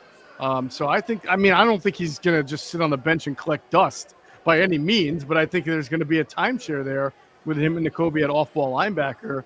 But unless there's, you get some injuries again at edge, I don't see Campbell really factoring in. Maybe on the 5-2 front, he comes down and plays some edge against the run, but that's not a pass rusher role. That's just an extra body to create a 6-man surface. Yeah, and listen, yeah, we'll see. The Eagles' defense kind of the two games last year. It was kind of two different games. The first game was a little bit more. Obviously that's the first game of the year. You're on a different surface in Brazil. The playoff game, they played much better and kind of dominated the game defensively in that one. I'm wondering 4 turnovers, I think, in that game. Yeah. Yeah, and the Eagles, by the way, have only 3 turnovers the whole season this year, which is unbelievable. And I said, if you're Philadelphia, we talked about this with Amon Green, is, okay, you saw the opponent the week before run 26 times for 160 yards. You're the running back saying, hey, coach, let's try to watch what they did and do that and try to take some plays out of that playbook and go that way. You wonder if Philadelphia, which has been going under center more, does say, let's turn around and get Saquon going again for a second week in a row and try to emulate a little bit here. Yeah, and that has nothing to do with the Packers game against the Panthers last week, and everything to do with who are the Eagles, what do they want to do, what are they to succeed, how do they want to live, and they want to have that run game. That is their bread and butter, and they were excited about the return of it against the Giants going into the bye, and yeah, they're going to want to do that against. Even if they come out throwing a little bit, trying to loosen up that Green Bay pass rush, they're eventually foundationally going to want to be a strong run game. That's why you have that line in Saquon Barkley. By the way, the Packers have been a good run defense. That if you watched the Panthers game, right, and knew nothing about the Packers, you would think Jordan Love is not a horrible quarterback, but a very dangerous risk taker, and that the Packers have issues against the run. But they actually rank high against the run, and Jordan Love, for the most part, has only thrown, I think, 3 interceptions this year. He's not the guy who used to be counted on for a weekly interception like he was at the beginning of last year and the year before. Yeah, and listen, I've been kind of down on the Packers more so than everybody else. I feel like the Parsons trade elevated them to a level that maybe they're quite not at. And last year, everybody loved them, and they got knocked out right off the bat here. And I think last year people elevated them. They got beat. And then this year they made the Parsons trade, and that elevated them to a level that I don't think they can reach. Yeah, I put my hand up. I was there. I thought that they were one of the top teams in the NFC. And then when they beat the Lions in the season opener pretty convincingly, I looked at them like, oh, yeah, they're for real. I always allow one team a stinker every year, right? The Eagles had theirs against the Giants, and I forget. You go through the teams and you say everybody has a stinker, but the Packers have more than one. They lost to the Browns, they lost to the Panthers, and they tied the Cowboys. So they're clearly not functioning on all cylinders. But I still think that if they go up and win in Green Bay, I will say that is a very good win. That is an excellent win. And by the way, it's a really important win if you're looking at the seedings and the playoffs and tiebreaker scenarios. No, listen, and we were talking about this earlier. In Philly right now, by the way, Seattle is actually the number 1 seed because they played yesterday and had that 7th win. But this is a big spot if you want to try to get home field advantage all the way. Now, remember, last year Philly was the 2 seed. They needed a Detroit loss to get that home field advantage for the NFC Championship game. So, this game here with the Packers, because you do have a tiebreaker over the Rams. You do have a tiebreaker over Tampa Bay. But there's so many teams in play for the number 1 seed right now. So this is a major league game for that. So I think it's a fun game going on the road. And we talk about spots here. Philly coming off a bye, Jeff. Packers coming off a bad loss last week. You almost feel like they've got to be focused. And to see them lose 2 straight home games, if they're a legitimate Super Bowl contender, that's tough to see. Yeah, that is tough to see. It's funny. I was doing some of the, what would the playoffs look but right now if the Eagles won this game and lost this game? And just either way, you remember how last year the wild card was, the 2 wild card teams were good. The Commanders were a 12-win wild card team, and the The Vikings were, I think, a 13-win wild card team. And here you're looking, and right now, if Seattle wins that NFC West, you got the Rams and the Lions as your top two wild card teams. Those are probably teams that are going to win 11 to 13 games. And the Bears right now are 7th, and they look pretty good. So a really important game, a significant game, but also a lot of football left to be played. That NFC West has got to figure itself out, and the NFC North has got to figure itself out. But either way, the NFC looks pretty tight. And once those Bucs get healthy, I know everybody can look at the Bucs right now and be like, man, they lost to the Patriots. They're not as good. Wait till they get Bucky Irving back, right? And wait till they get Chris Godwin back. And maybe they get Michael, what's his face? Mike Evans back too. I don't know, with the broken collar. I don't know for the playoffs. But they're a tough team. They were in that Patriots game for quite a bit. So NFC just looks mighty difficult. Very much. Oh, this is it. Look, this game tonight, because of that, you could be – now, Philly's in a little different position because their division situation, because their division, they're most likely going to win the division. Yeah, so they're locked into a top 4 seed. That's nice. Correct. Whereas if you're Green Bay and you lose, you have Detroit on your heels. If you're Seattle, you got the Rams, the 49ers. Tampa Bay kind of has the same situation that Philly's in. But Carolina is hanging in that race a little bit. And after Tampa Bay lost yesterday, Tampa's got a tough game. They play Buffalo this week coming up, actually, Tampa. So Buffalo's had 3 stinkers. They're a team that can't get the benefit of the doubt anymore. They lost to the Dolphins yesterday, for God's sake. No, Mike, they didn't lose. They got their beeps kicked by the Dolphins. All right. Well, obviously, when you have that extra day, especially coming off a bye, it's been a lot of talk and breaking this whole thing down. But ultimately, a lot of people think that the Eagles are the better team, but this is a tough spot for them. Do you agree?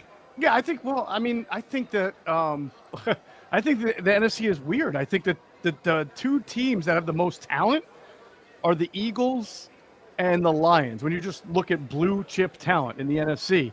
But the teams that are playing the best football by far, the Seattle Seahawks are playing at a level that is just unreal right now. So they're just playing really good ball. And I thought Tampa Bay, before the injuries, was playing like almost ahead of its actual 53-man roster talent. They were just playing on another level, and then they got a bunch of injuries. So, yeah, I think the Eagles are more talented than the Packers from top to bottom.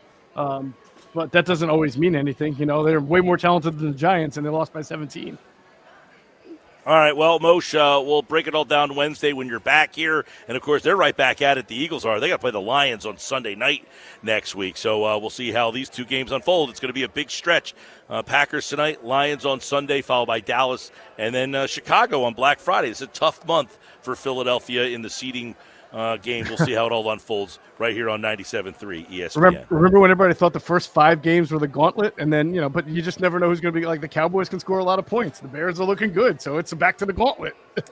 Yeah, and the Cowboys actually got a defensive player that can walk and chew gum. Yeah, how about that? By the way, the Jets won yesterday without the 2 guys playing defense for them. How about that? This has been the most. I know we say it every week. It's a week-to-week league, but I feel like this year more than ever. For whatever reason, I've been following the Falcons every week to see what they do. They are the craziest team I've ever seen. The Falcons will play awful for like 2 weeks, then they'll play pretty tough. They'll beat they beat the Bills, then they go and play the Colts tough, blow it. But that's like they are and the Panthers. The Panthers and the Falcons are a microcosm of the NFL this year. They don't make any sense. How do you lose to the Saints at home after you beat the Packers in Green Bay? How? How is that possible? How does anybody lose to the Dolphins, by the way? That's unbelievable. This season, you're right, is upside down and inside out. All right, the guys from Inside the Birds will have plenty more on the Inside the Birds podcast, which you can get on all podcasting platforms. And, of course, tomorrow right here on Football at 4. Adam will be here to recap it. Jeff will be back on Wednesday. And we'll keep an eye on that Ja'Cory and Bennett thing for Wednesday, too, because if he's not activated by Wednesday, that means he is out for the year for the Eagles. All right, Jeff, thanks, bud. All right, Mike, shout out D-Money. Thanks. Take care.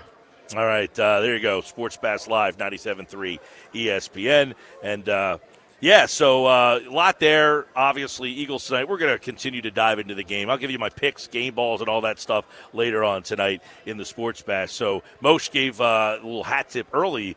I did call the game on Saturday. I watched my first G League game. The whole thing? Well, no. The Flyers were on at the same time. I got beat by the Flyers? Yeah, that was fun. That was a good call. Thank you. Yeah, I called Blue Coats and Knicks. It was kind of cool, though, like doing the game and getting to say Knicks. Yeah. You know, the fact that they're called the Knicks, the Sixers, the G League team is called the Blue Coats, but the Knicks G League team is actually called the Knicks. So getting to, like, say the Knicks, like, you know, it's kind of a neat situation. I noticed real quick that during the game, the Sixers, they have their same, like, sound effects, right? Like when a player goes to the line, they play, like, their same Oh, I wasn't paying bells attention and whistles. to that. Wasn't paying attention to that, Oh. but it was cool. I mean, getting to do a professional basketball game. Listen, I had never in a million years would have thought that I would have got a chance to do a play-by-play for a professional basketball game. I know it's a G League game, not an NBA game, but it's a professional basketball game where guys are trying to make it to the NBA. You know who played in the NBA G League a couple of years ago? Isaiah Hartenstein.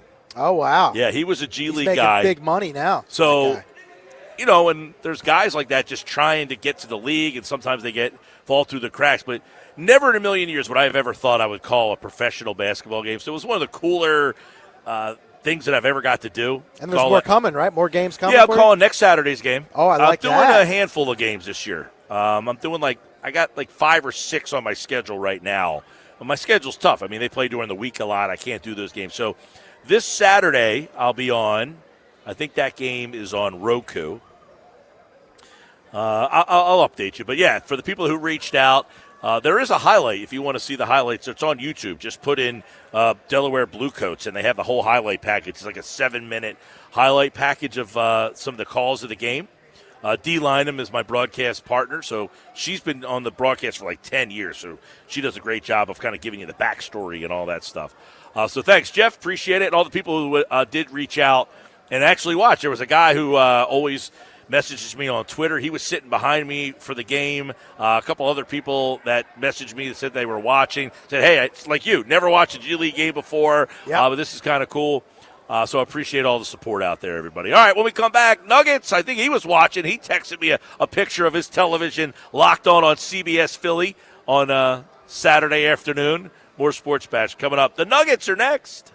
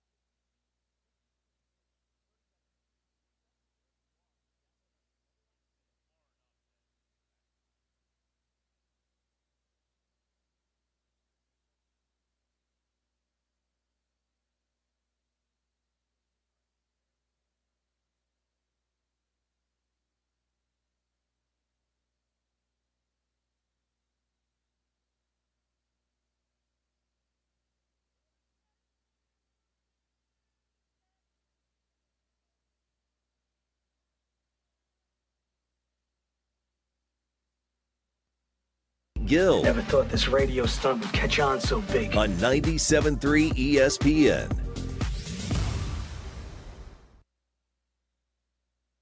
All right, Sports Bash Live, 97.3 ESPN at the Fanatics Sportsbook.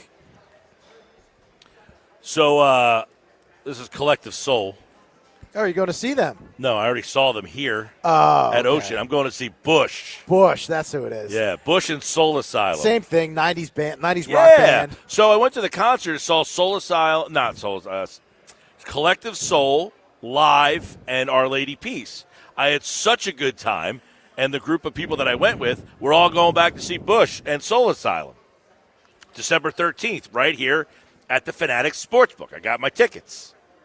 We actually had 2 more people to the group that want to go. Oh, now. really? Yeah.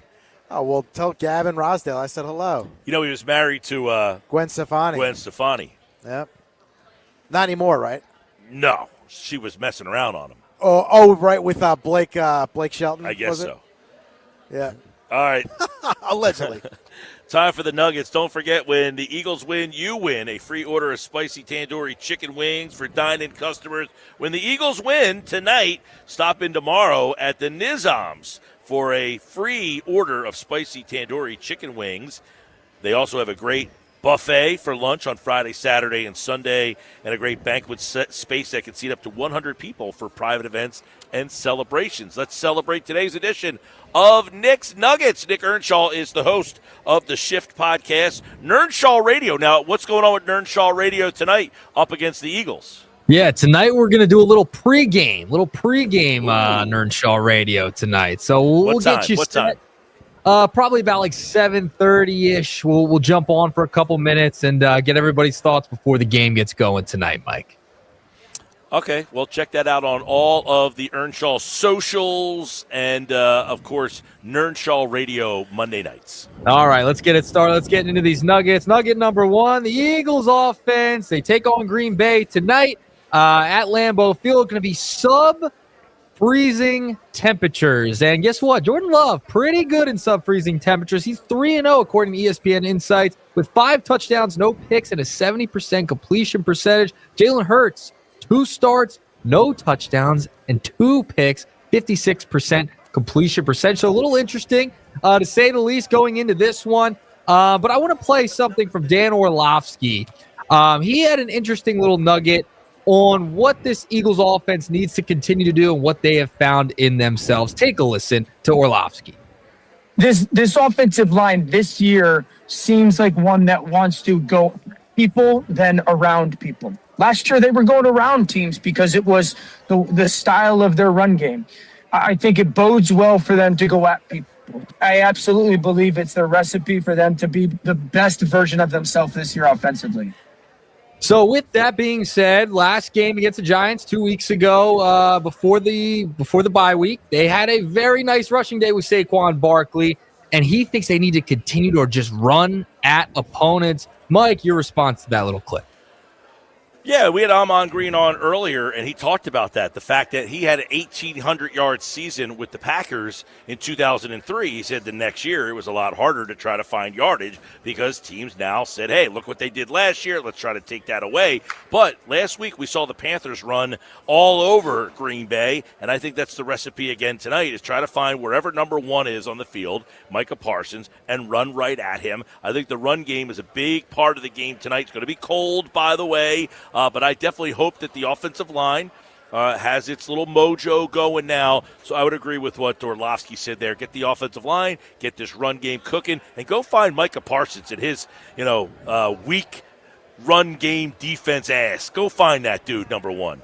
Yeah, listen, I think tonight, especially with the numbers of Jalen playing cold temperatures, it's Lambeau, going to be really cold. You got to run the rock, and you got to run it with Saquon Barkley. Find him tonight, right? Find Micah, like you mentioned, and run right at him. That's what they need to do. No Cam Jurgens tonight, by the way. So you're probably going to see Jalen line up under center, which I have enjoyed seeing him line up under center as well. Keep the Packers off balance and get Saquon involved. Even get him involved in the pass game. I'd like to see them get him involved a little bit in screen passes, right? Get him out in the open field and let him cook. I think that could be an X factor tonight's game if they pass the ball to Saquon in the screen game as well as rushing. Yeah, and listen, I definitely think we saw a little bit of the screen game a couple, times. If they can get that going, Tank Bigsby, and see how many carries he gets. I was just going to say Tank Bigsby. We saw him kind of take off in the Giants game 2 weeks ago. We'll see if they stick with him and get him more touches. Yeah, we've been talking about that a little bit on the locker room as well with Tank. Tank had over 100 yards against the Giants. I know it was kind of in garbage time, but he looked really good. They can get him involved tonight as well. It doesn't have to be all Saquon. Tank looked really good, and if they could push Tank out there and get him into open space, I think he might even score tonight. Do I go ATD on that tonight? Really, him or A.J. Dillon? A.J. Dillon, former Packer, maybe get him a nice little touch. I don't know that Dillon's going to be activated tonight. I think you don't believe so. I think even if he's at Lambeau against his former team. No, I don't believe so. And we talked. I'd like to put maybe $5 on that. I'll take that bet. Wow. Okay, let's do it. All right. Cheap seats, Pete, and Mike Gill with a bet on the Nuggets. A.J. Dillon's not going to be active tonight. Out. Pete. We talked to Scott Grayson I think it was last week, and he's like, Tank took his job, man. I mean, he said. I'm saying for one-off, he's back at Lambeau Field. It'd be nice to get him activated, get him on the field. It might be a nice story, but Barkley's not going to be inactive. Bigsby's not going to be inactive, and I would imagine Will Shipley will not be inactive unless I missed that Shipley's hurt this week. They'll be your 3 running backs tonight. Yeah, that's what it seems like. Could be wrong. Tank's going to get the ball. You owe me $5, by the way. You You owe me 5. I'm not going to pay you 5 until I see that inactive list. Until it drops. All right, I'll take Venmo, by the way. And when you Venmo me, I want to put an idiotic symbol on that. Now, Mike, that's a message you can heart on Venmo when he sends you the $5. That's a message you can heart instead of like. Okay, I will. That one was the easiest $5 I ever made. You think that's a bad bet? He's not even listed as among the rushing yards here tonight. Damn it. Bigsby, by the way, over under 15 yards. I'll take over on that one. I like the over on that tonight. Plus 205. I think I might take that. Yep. I think I might take it. All right. Yep. There it is. Birds and Packers tonight. All right, let's move along. Let's talk about the Philadelphia 76ers with and without Embiid. I went to the game they had Embiid. I was up in the nosebleeds. Pete G, Cheap Seats Pete, back up there. I was with my podcasting partner from the shift. Had an absolutely great time. But they won that game. But last night, they couldn't get a win against old Tobias Harris, who was sitting on the bench and did not look thrilled when Tyrese Maxey hit a 3-point shot. However, the Sixers did lose that game. The story of the Sixers is really the injuries and with and without Embiid. And they have played so many back-to-backs already so far, Mike Gill. It feels like, they have 3 in the last week. That was their third. Last night was the third. I mean, the NBA, come on. You're really going to schedule 3 back-to-backs to start the season? I mean, just ridiculous. Embiid's not going to play on those back-to-backs. They're going to manage that left knee, which I am all for. But how this is going to be the story of the Sixers throughout the season, Mike. And the injuries play a role with him not being there, as well as Paul George still being out. We don't know where he is at. And Dominic Barlow, he's out too. So they're going to have to mix and match throughout the season because of managing these injuries throughout the year. And by the way, Jared McCain still does not look like himself yet. He's going to take some time, I think, to get his feet under him. But they're a really good team who have trouble rebounding and have trouble playing defense in transition.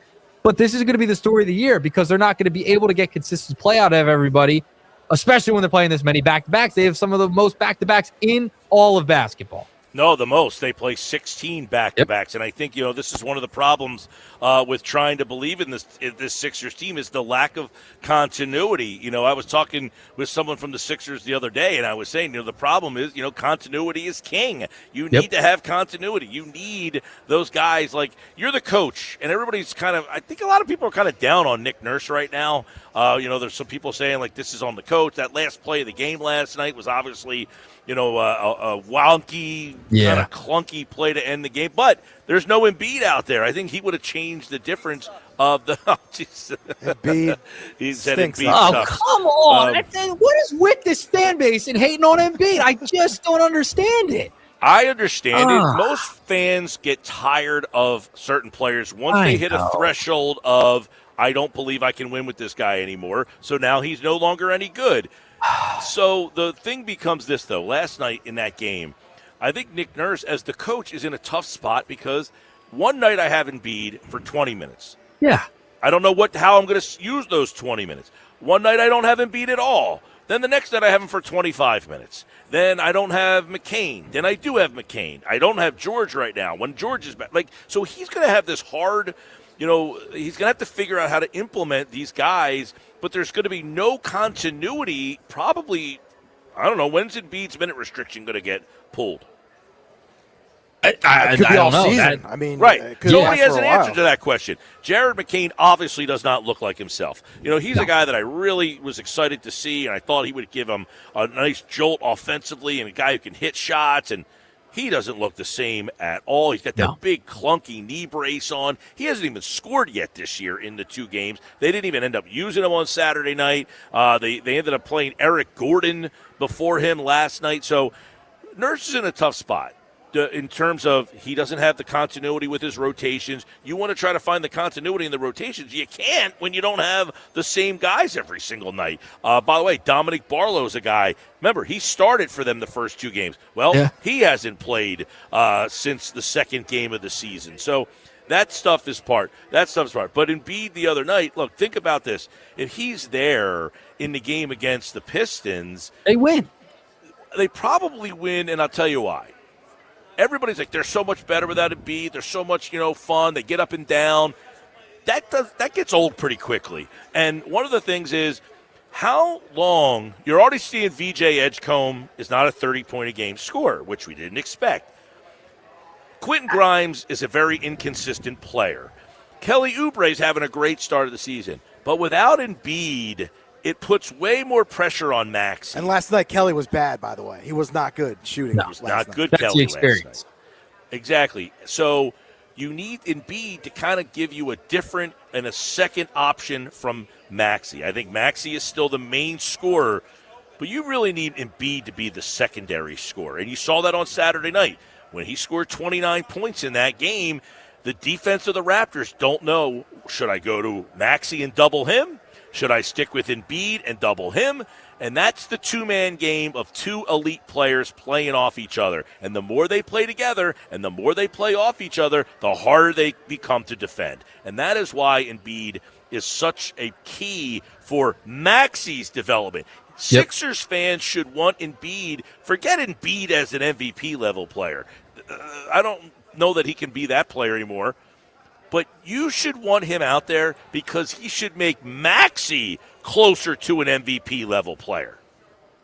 Yeah, when you have that guy playing off of you, it helps tremendously. And Embiid played 26 minutes the other night against the Raptors, 29 points in that ball game. I mean, he is effective. You are not going anywhere without Joel Embiid. I don't know how many times I have to say it. You're not going anywhere. You can't just win with Maxey. You can't do it. And VJ, we knew he was going to come back down to earth. And for the people who thought he was going to score 30 every single night as a rookie, you're just crazy. I mean, if you thought it was going to last all season long, obviously he's off to a tremendous start. He's cooled off, shooting around 30% now over the last couple of games.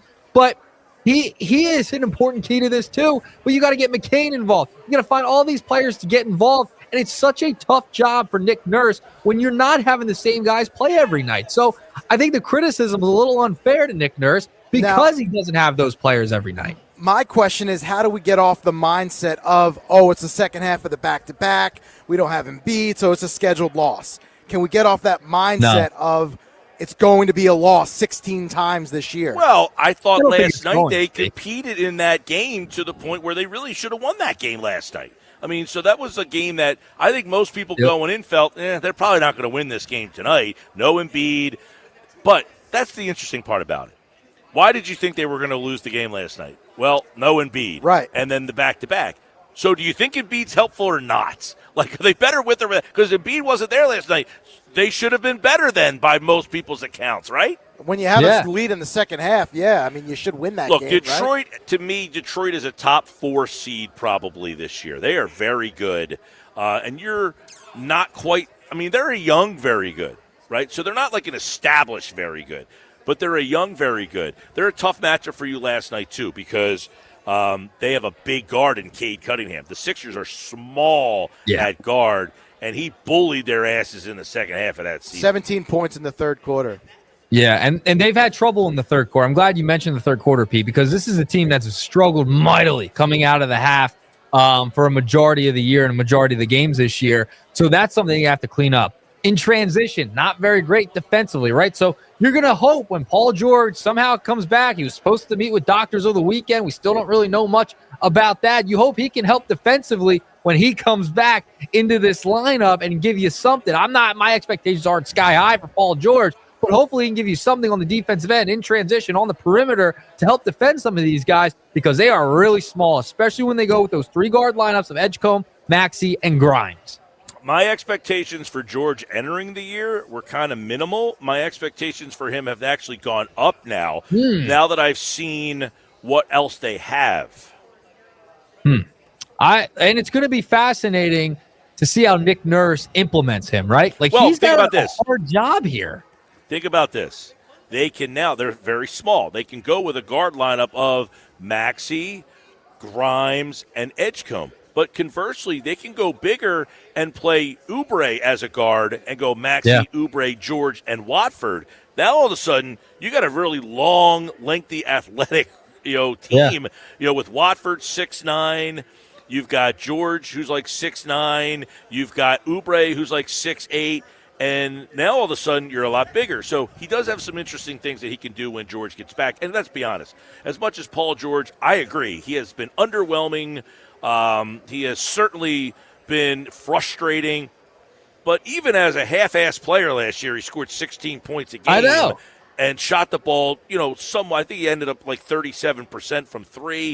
If they get another guy that can catch and shoot from 3, who, has a little bit more size. Their problem is so many of their guys are so small right now. Small. George should be able to help them in the rebounding department. You saw what Trendon Watford brings to this team. Did you hear who Joel compared him to the other night? Yes, I did. Mr. Ben Simmons. Ben Simmons in the post-game interview, Joel compared Trendon Watford. I was at the Watford game. It was fantastic to watch. He did remind you a little Ben Simmons, giving you something to set up the plays, right, and get you in transition, play a little defense too, and score you a triple-double that night. So that was really good to see Trendon Watford have a big night against Toronto in those new black jerseys, the throwback Iverson era. It was awesome. Yeah, I saw Hip Hop ring the bell at your game, right? Hip Hop rang the bell. He rang the bell. I was a little underwhelmed with Hip Hop. I thought he'd be, jumping all over the place, flying out of the rafters. Well, he's like in his 50s or 60s, isn't he? I was expecting a little more. I'm just going to be honest. Expecting a little more. I heard people were disappointed. They thought Iverson was going to be the guy that ring the bell. I thought he was too. I thought they would bring Iverson we haven't back. seen AI either opening night or, over the weekend. Well, how many times are they wearing those uniforms this year? Now they wore them on last night too. They wore them twice. They've worn them twice so far. A bunch. Yeah, they're going to wear it a ton this year. Down the line, you could bring back like Eric Snow was on the broadcast. Eric Snow was there. Pat Croce. Yeah. You could bring Croce back maybe. You could bring maybe Larry Brown back. Eric Snow was on the broadcast. Eric Snow, does the Believe in Sixers podcast. Does he? Yeah. I've actually tried to get him to come on and talk a little Sixers with us, but his schedule's a little wonky. How about that? All right, 2-pack of Nuggets today. Enjoy the Eagles game. Only 2. Wow. Oh, I was expecting maybe a Alex Bregman nugget. I had a third one written down, but Nuggets. we ran out of time. We got excited about the Sixers, and the Birds play tonight. Sometimes you run out. I got to save the Nuggets. There was some stuff with Schwarber over the weekend about 5-year deal. I had a couple MLB nuggets here. I have them written down. And I thought I was going to get a nugget on the Blue Coats game. Listen, I got to watch it. I sent you the picture, whole thing. I'm getting. Are you giving Kyle Schwarber 5 years? That's what I want to know. No, can't do it. Right. I said I can't go 5 years. I can't go 5 years. All right, check out the Nuggets again tomorrow right here on the Sports Bash. Thanks. We'll talk about it tomorrow. Peace. All right, there's Nick's Nuggets today on the Sports Bash Live, 97.3 ESPN. And, of course, the Nuggets are back tomorrow on the show. Check out Nernshaw Radio tonight when he goes live for a little Eagles pregame. That'll be on all of Nick's social media channels. All right, coming up in the 5 o'clock hour on the Sports Bash, we got a lot to dive into. Eagles, Packers, Sixers, of course, their matchup as well. over the weekend, the back-to-backs. They play the Celtics tomorrow night. All that and more is coming up next here on the Sports Bash Live at the Fanatic Sportsbook at Ocean Casino Resort in Atlantic City.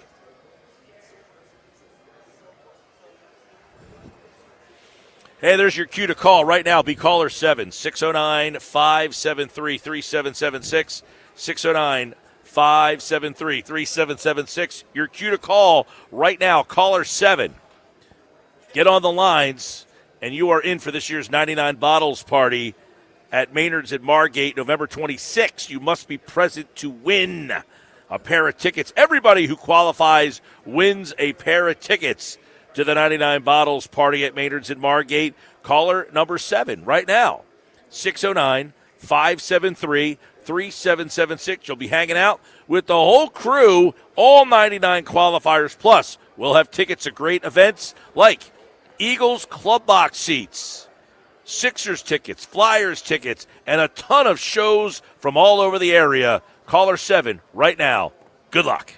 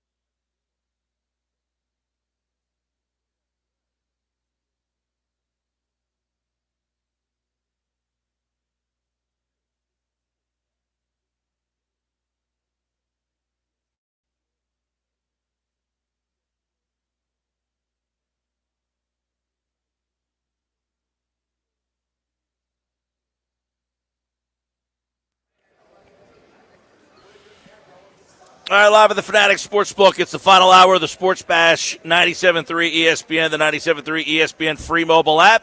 Live video streaming on the X platform, YouTube, at Mike Gill Show. Be a part of the show. Text board is open, as always, 609-403-0973. I'm Mike Gill. PG is my on-site producer. Josh Henning is back at the Ocean Casino Resort Studios. You out there. So a lot of texts throughout the show. Your bucket list stadium or arena that you've either been to or you want to go to. You know, because there's a lot of people that have been to some cool places. I like hearing about those. You're at Lambeau Field tonight. I see a lot of Eagle fans out there, by the way. Yeah. As normal. Airplanes were filled. Did airplanes, were they able to get there? Well, I know the Eagles charter was delayed a few hours. I know a lot of people's flights have been delayed. Holy mackerel. That would be awful, being in flying right now. But people flew out to Green Bay. And by the way, that's not an easy flight to Green Bay. I mean, there's like a whole, I guess you got to fly to Milwaukee, or does Green Bay have an airport? How does that work? Good question. I've never been there. That's a place I'd like to see. I have not been to a road NFL football game. Now, if you're going to go to Lambeau, you can't go to Lambeau in September, right? In week 3 of the NFL season, you got to kind of wait till it gets 30 degrees there. I agree. And then experience. Yeah, like if you're going to Buffalo, you go to a Buffalo game in December. Got to. Right? The full experience, yes. Yeah, you go to Buffalo in the cold. You go to Green Bay in the cold. Where was it snowing yesterday? Chicago? Chicago had some snow, yeah. Bears. Now, some guy just walked by us and he said, bleep the Eagles. Go Bears. The Bears, yeah. It's a little aggressive. Yeah, it was. I mean, if we were live on the air, that would have been an FCC violation. Yeah, thank you for doing that about 90 seconds a little early. Eagles will play the Bears on Black Friday coming up. So we're going to get into some Eagles-Packers stuff this hour. By the way, the Giants have fired head coach Brian Daboll. Joe Shane will remain the GM and search for a new coach. Can you imagine, like, just think about this real quick, how this all unfolded for the Giants a couple of years ago, the whole Joe Shane, the Hard Knocks thing, the Saquon Barkley thing, and he's still there and picking the next head coach, and Brian Daboll, who got the team to the playoffs. I was always a fan of the Brian Daboll hire. I thought that he was going to be a good coach for them, and he was for a year or so, but, you know, the team just doesn't have a lot of talent. Like, I get it, though. He lost them a couple games with some bad game management stuff and some decisions yesterday. They kicked the field goal to go up 2 scores. Now, some people criticize that because they were, like, at the 1 and all that stuff, but, you know, that organization, I have no other organization that I'd rather see struggle than the New York Football Giants. By the way, I can confirm that Green Bay has an airport. It's called the Green Bay Austin Straubel International Airport. It does accept flights from Atlanta, Chicago, Denver, Detroit, and Minneapolis. It is the official airport for Green Bay and the surrounding counties. No Philadelphia? Does not say Philadelphia. But so the Philly flights have to go to Chicago or Milwaukee. Well, for example, you can fly into Chicago, then fly to Green Bay. Oh, okay. It's not that far of a drive from Chicago to Milwaukee anyway. True. Right. How far Green Bay from Milwaukee is what, like another hour and a half? Let me find that out for you. Like, I think, like I've never been to Wisconsin, so I don't want to speak out of turn. I've been to Milwaukee, but I don't know how far Milwaukee, because you remember when I was a kid growing up, the Packers used to play a handful of games every year in Milwaukee at Milwaukee County Stadium when the Brewers played. Right. So many years ago. Yeah, I mean, this is back like Don Mikowski was the quarterback. This is before the Magic Favre. Man.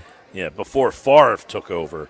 But they used to play like 4, and you're thinking like you have Lambeau Field. You're going to go play at Milwaukee County Stadium, but that was like, you know, their big market is Milwaukee. An hour and 45-minute drive from Green Bay to Milwaukee. That's pretty far. I mean, that's like a 2-hour drive, you know, between to get there. So like if you're somebody from Milwaukee and your football team obviously would be the Packers, just think about that. That would be like almost equivalent of us being Giant fans down here. By the way, Chicago to Green Bay is a 3.5-hour drive. Yeah, because Chicago to Milwaukee is like an hour. Pretty sure it's like an hour. You know why I know that? I mean, if you live in Milwaukee and you're 2 hours, the Packers are your team. You got to drive 2 hours every Sunday. Yeah. To go like to if that you live game. in Milwaukee and you have season tickets, every time you would have to drive almost 2 hours to go to the game. I mean, 2 hours home. Yeah. Yeah. Just think, let's call it commitment, boys. Yeah, that would be like if we down here were Giant fans and had season tickets to the Giant. You know what's funny? I do know some Giant fans, not a lot. I don't know a lot of Giant fans. Like I feel like I know more Cowboy fans than I do Giant fans. I know a few Giant fans, yeah. I don't know anybody that I know that's a Giant fan. Like I don't know anybody with like Giant season tickets. But every Giant fan I know, their family was originally from North Jersey. Oh, no, most of those people make sense. I don't begrudge people down here. I've never met a Cowboys fan who was actually from the Dallas area. No, that's why down here I don't have a problem with people being Giant fans down here. Like generally, they either moved from North Jersey to down here, or their family was from the north and they came to the south. That makes total sense. Being a Cowboy fan, not so much. Now that said, Green Bay tonight. We know now the Eagles have announced that A.J. Brown and Saquon Barkley, who were both on the injured list earlier in the week, they will both play. Nolan Smith has been elevated to the 53-man roster, so he will play as well. The Eagles, the only player of substance that is really out for them is Cam Jurgens, correct, the center, so he will not play tonight. The only other guy, Jacorian Bennett, he did not get activated, so he will not play in the game. We know that it was announced over the weekend that Jair Alexander will also not play in the game. I think that's kind of inconsequential. I'm very interested to see what they end up doing with Jalen Phillips in this game. I think they're going to play Jalen Phillips like a full brigade of snaps. And I think he makes a factor. I think he'll be a factor in this game. But let's get into some of the stuff here we wanted to play from earlier in the show. We played, I know during the Nuggets, we had a bite from Dan Orlovsky, who was talking about this game, as many people have been throughout the show. So let's get into some of the stuff, as he was a guest on the John Clark Takeoff podcast. Yeah, so let's start with Orlovsky was asked about who are the Eagles, and I thought his explanation of saying what the Eagles are coming out of the bye week was interesting, because I feel like what Orlovsky said fell in line with a conversation, Mike, that you and Jeff Mosher had last week here on the Sports Bash. Philly's that team that has the highest probably expectation, and if you don't meet the expectation, you stink. And so there was moments this year where there was question marks around the team, right? And then the past couple of weeks heading into the bye, it certainly, from an offensive perspective, looked more like the team that we saw win a Super Bowl last year. And so I think it's fair to say, there's still a little bit of an unknown. Are they going to come out of the bye the way that they went into the bye, specifically on offense? He's saying the Eagles are a bit of an unknown? Yes. Yeah. I think that they want to be a team that runs the ball first, but the unknown part of it is, can they? Exactly. Yeah, that's the unknown. I think they know what they want to be. Can they be what they want to be? I think that's more of the question. And that's kind of what Orlovsky was saying also, which is that he's, hey, the question mark is, are they going to be the team coming out of the bye week that they were going in? Yeah, and going in, the week before against Minnesota, they had 200-yard receivers, and the week after they had 200-yard rushers. So can they marry them together, or do they continue to run the ball at a high clip? I think tonight they will run the ball efficiently and run the ball, with success. And that's why Orlovsky pointed out, you mentioned the run game. He says there's a way they should be running the ball against a team like the Packers tonight. This is Dan Orlovsky on the Takeoff with John Clark podcast. This offensive line this year seems like one that wants to go people than around people. Last year they were going around teams because it was the style of their run game. I think it bodes well for them to go at people. I absolutely believe it's the recipe for them to be the best version of themselves this year offensively. I definitely think tonight is the kind of night that you can run at people. In other words, find Micah Parsons, run at him. They are not a good run-stopping team, the Packers. They don't have, they traded Kenny Clark. Did you hear the story over the weekend about the poison pill? Yeah, yes. How about that? That is a wild clause they put in both players. And Kenny Clark, they put a poison pill that they could not trade him to an NFC North team back inside the division. Yeah. And I was laughing. I'm thinking to myself, did the Cowboys really think anybody cared about Kenny Clark? Seriously? But, I don't know, good for them putting it in there to, protect themselves because. Is that actually a smart decision by Jerry Jones? Do we give we him can question credit a for lot that? of things, but I think it's a smart decision, but realistically, were the Packers really going to trade Micah Parsons? No. Like, no. You don't give up all those assets to just trade the guy like a month or two later. Think about if that was what ruined the trade or made the trade not happen, that Jerry Jones was insistent on that. So, like, in the end, it's like, oh, yeah, what a smart move. Like, you can't trade the Eagles. Number one, it just makes you sound paranoid and weak. Right. Number two, why the hell would the Packers be looking to trade Micah Parsons? And that gets back to what Orlovsky was saying, which is you want to run at the Packers, Yeah. not around them, in part because there is something specific that the Packers, Mike, are really good at defensively, says Dan Orlovsky on the Takeoff with John Clark podcast. Green Bay defensively, Green Bay will give it to you. Green Bay just takes away explosives. No defense is minimizing the explosive plays more than Green Bay. And so I think that'll be the really interesting thing to pay attention to if you're an Eagles fan is, are you getting those? Because if you're not, it's going to be very difficult to score touchdowns because they'll give you some yardage, but they're just really stingy. Yeah, we talked about that earlier, by the way, about how the Green Bay defense gives up the least amount of plays over 20 yards. So tonight, you should see a lot of underneath. And remember what they did last week in the game against, or 2 weeks ago in the game against the Giants. It wasn't a huge game for Devontae Smith, but he caught a couple balls underneath, and he was wide open on a lot of these plays. Just good routes, underneath stuff, catch, and then, get a couple yards after the catch. Not big plays like they did against Minnesota. I think you can see an offense more similar to the game against the Giants than the game against Minnesota. And on the other side of the ball, Dan Orlovsky says this is the biggest weakness for the Green Bay Packers offensively. The offensive line is not a Super Bowl caliber offensive line in Green Bay right now. It has been the weak link of that football team for this season. They've got a ton of injuries going on, and so there needs to be some consistency at that group, but they're just not consistent enough, and they're not winning enough.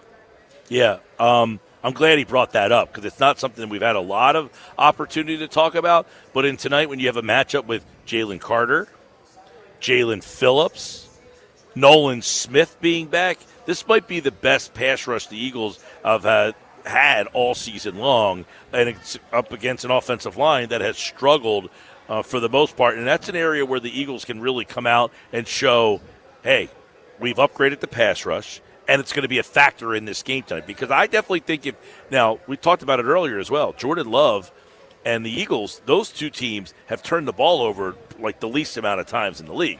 But we do know that Jordan Love is erratic and prone to turning the ball over, and if they can pressure him, I definitely want to see Jalen Carter be a big factor in this game tonight. Well, that's what I would say there. It's funny you mentioned Jordan Love because that is one of the players that Orlovsky says the Eagles need to get after tonight in Green Bay. The real difference between this defense this year and this defense last year is the negative plays. They just don't have the negative plays on defense this year. And so finding ways to not only get around or impacting or pressuring the quarterback, but getting the quarterback down is going to be huge. And Jalen Phillips is a super talented guy at that. And so added with Nolan and BG at times, that's the big challenge and or step that's needed from this defense. Not just pressuring the quarterback. They got to get quarterbacks to the ground this year. Yeah, and I definitely think it all starts with Jalen Carter in the middle to help the other two guys get going. And Jalen Carter himself, he has not been as big a factor in the pass rush this season. I mean, he had the game where he got thrown out, and then he missed a game. But with the games that he has played, there's not a game where he's been the game wrecker. They need that version of Jalen Carter where he's unblockable. They need two guys to block him, maybe even three. And because of that, Jalen Phillips tees off, Jalen Hunt, it's all, again, can Jalen Carter the second half of this season, what did Amon Green tell us when he was on? November is when the playoffs start. If you're waiting for December football, you've late to the party. Tonight it starts, and it needs to start for Jalen Carter because I would say his season so far has been underwhelming. Well, Darren Orlovsky on the Takeoff with John Clark podcast says Jalen Carter is one of two players that he says are the most important for this Eagles defense. Having Kobe back is a very big deal. And I would say this, Jalen hasn't played nearly the level that people had expected going into this year. And I know he's been nicked up and banged up, but if Jalen Carter plays the way that people kind of expected him, and certainly how he did last year, the talent on the football team is absolutely on par, if not better than everybody. Oh, okay, so he agrees with me. I didn't hear that bite before the show, but I agree that Jalen Carter has not been a difference maker. And the other name you heard him say is Nakobe Dean, that he's the other guy that's extremely important to defense. And it's interesting how the Eagles' defense did start playing better when Dean came back. So did we maybe underestimate his value coming into this season? No, this is a weird one, though, because he's replacing Jahad Campbell, who was playing pretty well himself. It's not like Campbell was so bad, and you're like, oh, my God, they need to get him off the field. They need to get Dean back. I don't know that Dean has been a significant upgrade over Campbell. It's hard to quantify that one. I don't know how I read the Campbell out and Dean in. I do agree that Dean has played well, though. He has played well, and I have to wonder, if allowing Dean to go back to calling the plays has freed the other guys up to maybe be better playmakers around him. You know what I mean? Yeah, I mean, I think the one guy that helps more than anybody is Baun. And, Baun and Dean last year, those two guys were great together. Well, because when you have Baun and Campbell, I think Dean's role changes a little bit. Oh, it definitely changes, and it could potentially change for the better. Finally, from Dan Orlovsky, obviously he's a former quarterback, so they had to be asking him on the John Clark Takeoff podcast about Jalen Hurts. And here is Dan Orlovsky's analysis of who Jalen Hurts is at this point in his career. You can't run from his reality. If we took Jalen out there and we just put them through a bunch of quarterback drills of all the 32 starting quarterbacks, or maybe there's 28 guys that are the consistent ones, I don't know if Jalen's going to be in everybody's top 10. But when it comes down to, hey, we have to win this game, he's in everybody's top 5. And as much as I sit there and I love some quarterbacks that I have pasts with, he's the guy that you got to go through for the next 8 weeks. And he's going to be the guy that once you get into January, you got to go beat.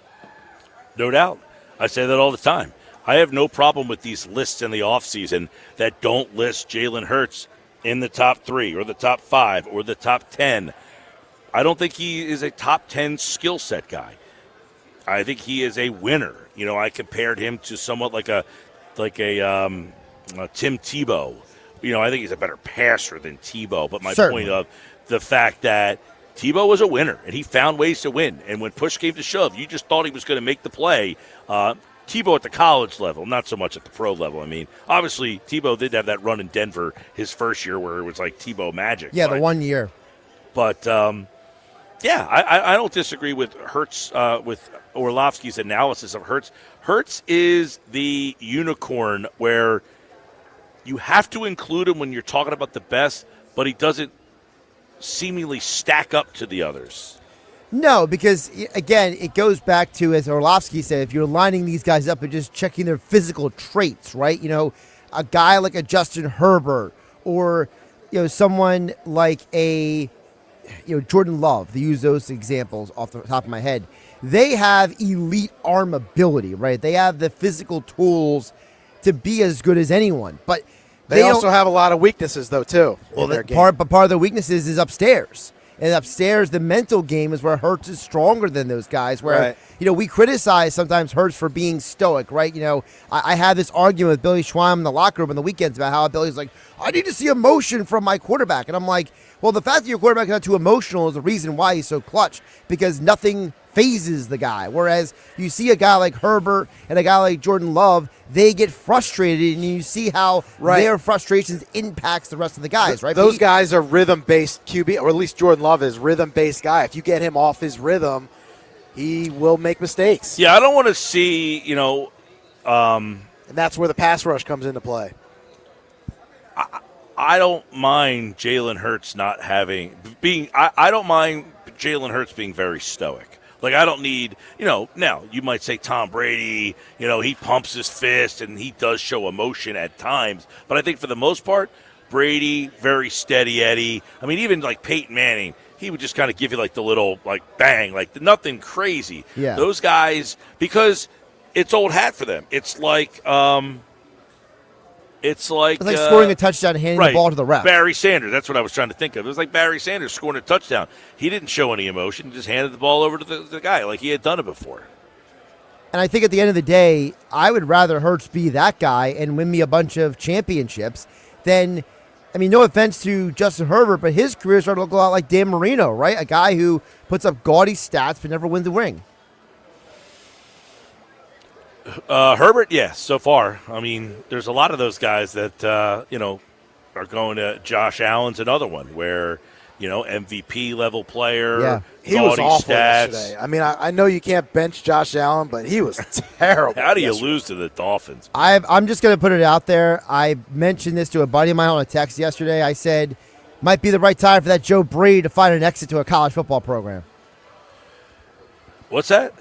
I said it might be time for that Joe Brady to find his exit strategy. Well, Joe Brady. They're already asking Dable to come back. They're already asking questions to McDermott about, is Dable going to come back to Buffalo? Well, listen, Brady is a guy that is coveted for these college jobs, and he could be at LSU. Or Penn State. The Pagulas are big Penn State donors. Yeah. By the way, did you see that Penn State game, the catch? Yeah, that was unbelievable. Is that one of the greatest catches you've ever seen in your life? Yeah, how did he in midair That was unbelievable. He somehow in midair was able to angle his foot, reposition himself. Yeah, it's wild. Now, Gus Johnson almost lost. Oh, he did lose his voice. Oh, he did. The one thing we talk about, Hurts has this innate ability to make the play when he's played meh all day, and then he does something, or he runs on a 3rd and 8 and just, he's not playing great. Then he gets 3rd and 8, and then everything starts kind of running. It's just, I've never really had problems with Hurts. I remember back in after his first season in 2021, 2022. Well, 2021 was the first full year as a starter. Yeah, the year they went 9-7 and they went to the playoffs. 2021.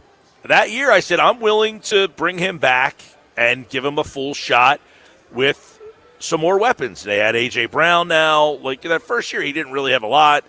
And that worked out well. I'm glad that I was on that side of the fence. Yeah.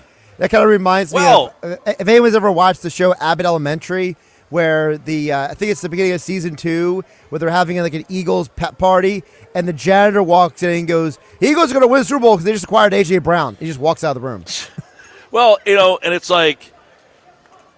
when you look at skill sets sometimes, like you mentioned Justin Herbert. I don't know that Justin Herbert's ever going to win a Super Bowl. I mean, is San Diego, L.A., the Chargers ever going to win a Super Bowl? Is Justin Herbert better than Jalen Hurts? Probably. But Jalen Hurts has a Super Bowl. Herbert hasn't. And Herbert has come up small in some big moments. Yeah. Josh Allen, same thing. Yeah. If you had Lamar Jackson. If you had a chance to take Josh Allen as your quarterback? Burrow. Yeah. Well, Joe Burrow, by the way, activated today. Burrow's actually gotten to the big game. The window. Yeah, his practice window. Yeah. Burrow's actually been to a Super Bowl. And maybe if he had a better offensive line, he might have had a chance to win that game. I've always said, you look at some of these quarterbacks, like Caleb Williams is another one. I talked about Dart, Bo Nix. There's a reason why I don't love those guys coming into the league is because they are so good in college, but part of the reason they're so good is because they're so athletic that their athleticism allows them to just be better. Like in college, you're playing against a defense that might have one NFL player on it. Right. So you can just run circles around those guys when you're that athletic. And can you make the right decisions? Can you read the defenses? Do you know when to slide? Are you durable enough? All those things. It's not a skill set thing for a lot of these guys. Herbert, great skill set. But why is he not able to win that big game? I don't know. Josh Allen, same thing. We'll see. Jordan Love, can he win it tonight for the Packers? We'll talk to Ross Tucker, who will call the game. National Radio, Westwood 1. You'll hear what he had to say about this matchup coming up next on the Sports Bash.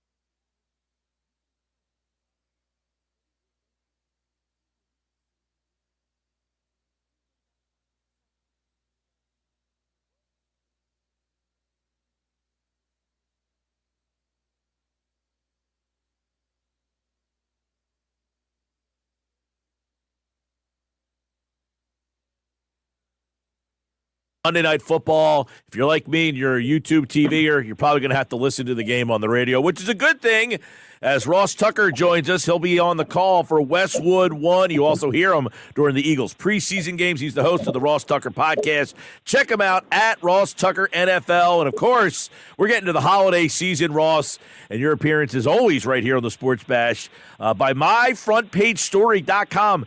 It's the best gift ever for this gift. You know what my girlfriend said to me today? Asked me if I want to go Christmas shopping after my show tonight. I said, no bleeping way. No way. But we're already at that time of the year. Well, we are already at that time of year. And I'm just telling you, people a lot of times don't know what to get their significant other or their parents. A buddy of mine started this company, Mike. It's by far the best gift you could ever give a loved one. It's called myfrontpagestory.com. You literally talk to a writer for 10 minutes, or you can do an email about how great your wife is or your mom or whatever. They write this incredible story. It looks like it's on the cover of the newspaper. It's framed. It's beautiful. I can pretty much guarantee that your wife, your mom, whoever, your dad, they will cry tears of joy, like happy tears. In fact, if they don't cry, if you get this for them, myfrontpagestory.com, and they don't cry, email me over at rosstucker.com, and I will send you a signed autograph in the mail. It's the happy tear guarantee. Myfrontpagestory.com, myfrontpagestory.com. If for some reason your wife has no emotions, I would be shocked, but that's okay. Maybe you made a poor choice in marrying her. I'll still send you an autograph. Just hit me up over at rosstucker.com. I love it. Well, tears of joy this week for the Eagles. Howie Roseman making moves. The most significant, Jalen Phillips is in on that pass rush. Ross Tucker, how significant is that move, not only for a game like Green Bay on Monday night, but for the long haul, where this team obviously needed some pass rush? Well, the thing I like the most about it is a few things. One is, Miami, and I don't know if this is how Vic Fangio will use him or not, but Miami's been moving him all over the place, and he has proven to be very effective at a number of different spots, right? So they can put him over the guard, they can put him over the center, and I really like that. They're getting pretty good pass rush inside already from Carter, Ajomo, and Davis, but I still like giving Fangio that type of versatility. I do think he'll primarily be rushing off the edge, but, now it gives them a different changeup. And, I can speak to this as a former offensive lineman. The more guys that you're going against, it's like seeing different pitchers as a hitter. They all have their own strengths, weaknesses. They all have different ways in which they'll attack you. And so I like just having more options, more alternatives to go ahead and throw at them. Plus, it's the last year of his contract. So theoretically, if it really works out, maybe they give him a new deal and extend him. Otherwise, if he goes somewhere else, they'll be getting a compensatory pick back anyway, you would think. Yeah, it's obviously, and Vic's worked with Jalen before, so he obviously likes this addition to the pass rush. They'll get Nolan Smith back as well for the Monday night game. It looks like, anyway. He was on the practice report as a full participant yesterday. Looks like a pretty healthy team. Where is this defense in your mind through the first 8 games of the season where, they're 6-2? Is this a team that is defense first when you think of the Eagles? Well, that's a good question. I think maybe earlier in the season, I would have answered that yes. Now I feel like more recently, it's been the offense that's carried them a little bit more with Jalen Hurts playing so well these last couple games. I think there's still more question marks for me on the defense than there are on the offense. I still think Makuba at safety's been a little up and down. Certainly, even though they traded for Michael Carter II as well as Jair Alexander, I don't know that they've necessarily solved their secondary issues or the cornerback spot. Again, it feels like it's a situation where Howie Roseman gave them a bunch of options and they're hoping that one of those can really end up, being a good one for them. Ross Tucker, of course, former NFL offensive lineman, will be on the call for Monday Night Football's Westwood One broadcast. And, of course, the Ross Tucker Football Podcast. If we're looking at Green Bay, where are they in the pantheon? They've lost to Carolina at home. They lost to Cleveland. They had a shootout tie with Dallas. Is this a team that is a Super Bowl contender or more of just, hey, yeah, they're a playoff team? I still think they are a Super Bowl contender, but, I think there's a number of teams, the Eagles included, Rams, Seahawks, that I'm more impressed with right now in the NFC. And them losing Tucker Kraft was a really big deal. Obviously, if you take the quarterback out of it, I would say Kraft is probably the skill position player they could least afford to lose. Now he tears his ACL. He's done for the season. That's tough, man. I mean, that way the Eagles losing, whether it's Saquon or A.J. Brown or Devontae, whoever you want to call it, but that's a lot to overcome. And I feel like the Eagles are actually better suited than a lot of these teams to overcome that. So that hurts. I know there's a lot of underlying statistics and metrics that indicate that, the Packers are still a really, really good team. Certainly, I feel like they have the ability. They've been knocking on the door, and they make the big move for Micah Parsons. I think that they're right there, but I think there's a lot of teams that are kind of in that mix right now. I don't know that anybody is really separating from the top of the pack. Well, Ron, I think if we had a conversation with 10 different people and said, rank your top five, that top five would look different for all 10 people almost. Like to pick a number one team, a number two team, a number three team. I mean, someone would say, I like Tampa Bay, or I like the Rams. I like Seattle. I mean, you're right. The depth in the NFC from top to bottom is deep, but is there a clear-cut team in your mind? No, there's not. And I would say this too. To add on to your point, it'll still change a couple times. Not only would we not have the same top five, but our top fives will end up changing as we move forward. And that's really the point, right? Is playoff positioning matters, but then ultimately it's how well are you playing when we get to, January and the games really matter. Certainly, you want to be playing well now, but probably more important that you just keep getting better and get ready to peak in January. Well, to wrap it, we're kind of telling the story of the defense, where this NFC looks like. To make that deep run, the Philly offense last year, they got the run game going last week, 200-yard rushers. The week before, they had 200-yard receivers. You mentioned that the last couple weeks, they look like their offense is coming around. Do we feel that the Kevin Petula and the offense and everything is kind of has found their way? Well, I think what helps is when the offensive line plays as well as it did against the Giants a couple weeks ago. I mean, that was super impressive. That's kind of the offensive line that we've come to know, love, and expect, and we hadn't really seen that, through the first 7 games. I think that's probably the most important thing Monday night is just how well this O-line plays.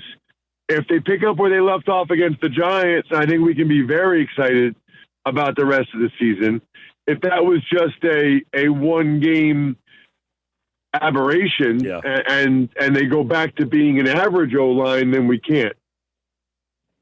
Ross, obviously that offensive line is a position you know well. You played there. You saw Brett Toth play center and really had a good game, and that kind of unlocked everything. It just shows you how important having the 5 guys up front all in unison. We took that for granted a little bit last year. Like, that was a historic situation. That Eagles line last year was like historically great for the way they played, but it just shows you to have one part of that kind of throws off everything. Playing that offensive line, just having a different guy next to you, it is a big change for these guys, and they finally had the same guys for 2 straight weeks, it feels like, up there. Well, that helps for sure. And I think Toth is more of a center than he is a guard, and he kind of showed that in that game. Landon looked better at left guard, and I think that's a big thing. Landon looked healthier, was in there at left guard. Toth had hurt them a little bit when he was at guard, but at center, feels like he's got a more natural feel for that position and is not put in as many compromising situations as he was at guard. So I think it looks like that's what it'll be Monday night. Yeah. All right, you're on the call Monday night. Westwood One will have it, and of course, Eagles and the Packers. Packers lost last week at home to Carolina.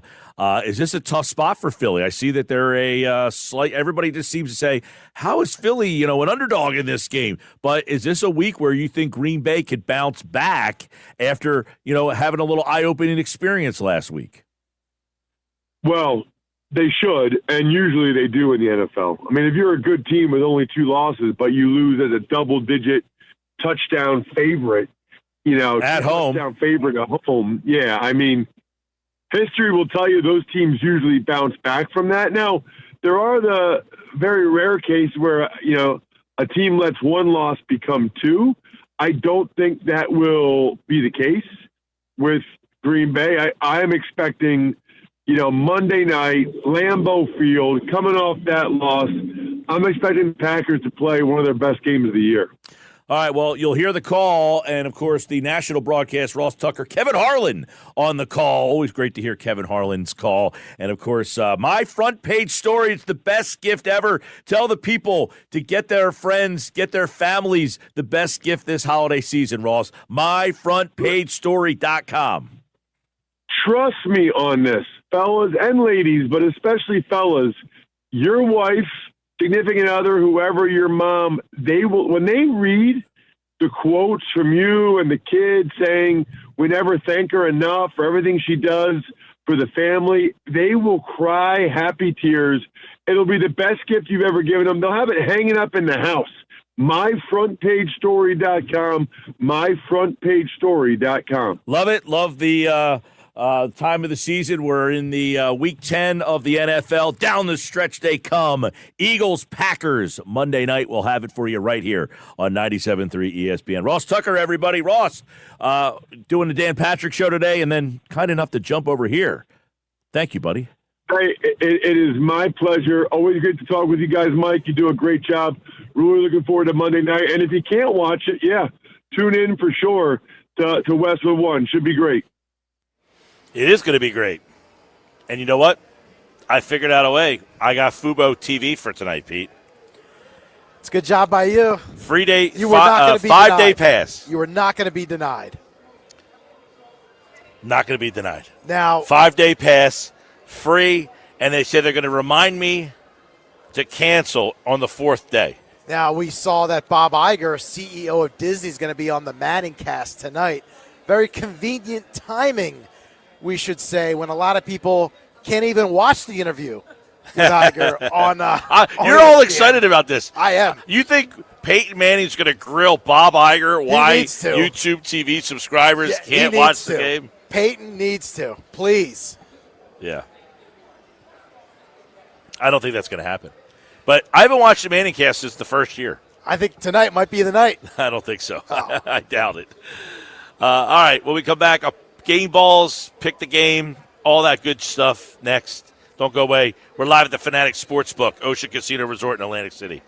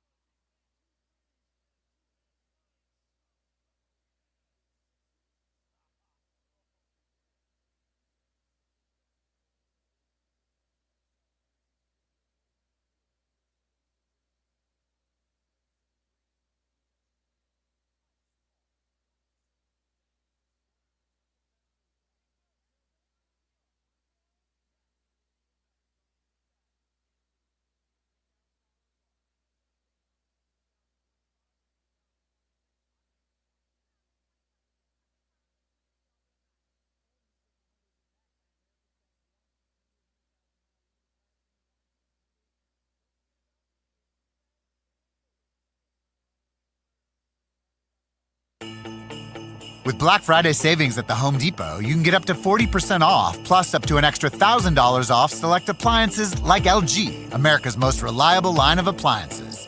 Check out the newest LG refrigerator with new mini craft ice straight from the dispenser. Shop Black Friday savings on select LG appliances, plus get free delivery now at the Home Depot. Free delivery on appliance purchases of $396 or more. Offer valid 11/5 through 12/3, U.S. only. See store or online for details.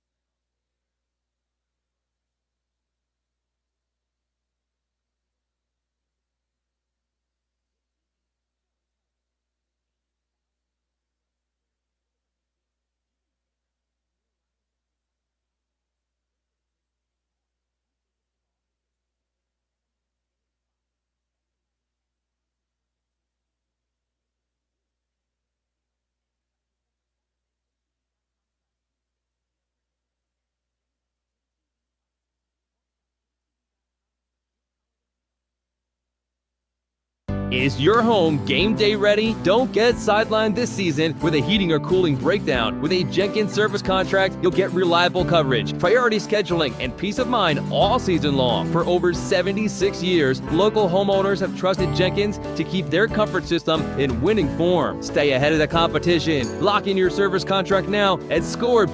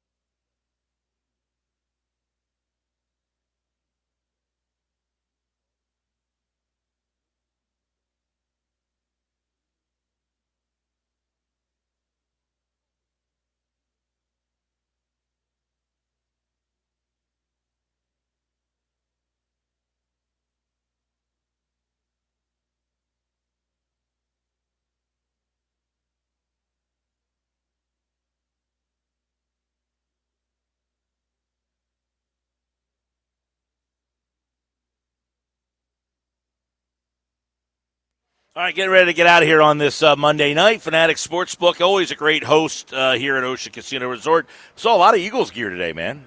Everywhere we've been walking around. Saw a Trevor Keegan jersey earlier. Oh, my goodness. Did you see that, lady? Oh, okay. She was 79 Keegan. Wow.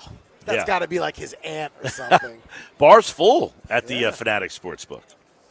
All right, this is a tough game. I think the spot's tough for Philly. Field goal I really game? do. Field goal game, maybe? I just like the fact that the Packers lost last week at home against what most people don't think is a very good Panthers team. Well, they just lost to New Orleans yesterday. Oh, jeez. Can you imagine? You beat the Packers. You're 5-3. If you win the game, you go to 6-3. You got the Saints on your schedule, and you'll lose that game. Awful. But the Eagles coming out of the bye, 4-0. Tush push. I think that's going to be a storyline in this game tonight. People want Eagles to do that first play of the game. Yeah, Orlovsky said, I know a lot of people have been saying it, but he mentioned it on TV today, which I didn't see because I have YouTube TV. But that being said, I think Philly coming out of the bye is just the better team than Green Bay losing 2 at home in their spot. So I'll take Philly in the spot tonight against Green Bay. And quite frankly, I think they're going to physically beat the bleep out of this team. I think they're going to physically run at them and run over them. I like Philly to win the game tonight. I'm going to go 30-21. All right, so not a field goal game. Nope, 30-21. I think Philly scores. wins the game tonight. Wow. I'm even maybe 30-17. Wow. Down into that range. Yeah, I think the Philly defensive line is going to win the game for them tonight. And I think the Philly offensive line is going to win the game for them tonight. So game balls tonight, I'm going Jalen Carter. I want to see him break out and have the big game tonight on the defensive side of the ball. And on the offensive side of the ball tonight, I'm going to go with my man Saquon. I think Barkley finally, now I know he had a good game last week, but I think he follows it up and gets a game ball for this game, and he's the reason why they win. 30-17 Philadelphia. Game balls, Jalen Carter and Saquon Barkley. We'll talk about it and recap it all tomorrow right here on the Sports Bash. Before we roll out of here tonight, don't forget, coming up at 7 o'clock, it is the Eagles Radio Network pregame show, the coverage of the Eagles and the Packers right here on 97.3 ESPN. And, of course, you can hear all of the action with Merrill Reese and Mike Quick. All right, we'll talk to you tomorrow. But before I go, another chance for caller 7 to get involved right now. 609-573-3776. 609-573-3776. Caller number 7. You are entered into this year's 99 Bottles Party at Maynard's in Margate as a qualifier. You must be present to win, but as a qualifier, everybody wins a pair of tickets. All 99 qualifiers will win a pair of tickets. We'll have tickets to see the Eagles-Commanders game, club box seats. We'll have Sixers tickets. We'll have Flyers tickets. We'll have tickets to concerts and other shows all over the Delaware Valley, plus great memorabilia and other stuff. Everyone's a winner, including caller 7 right now. Good luck, caller 7. We'll talk to you tomorrow. Have a great night, everybody.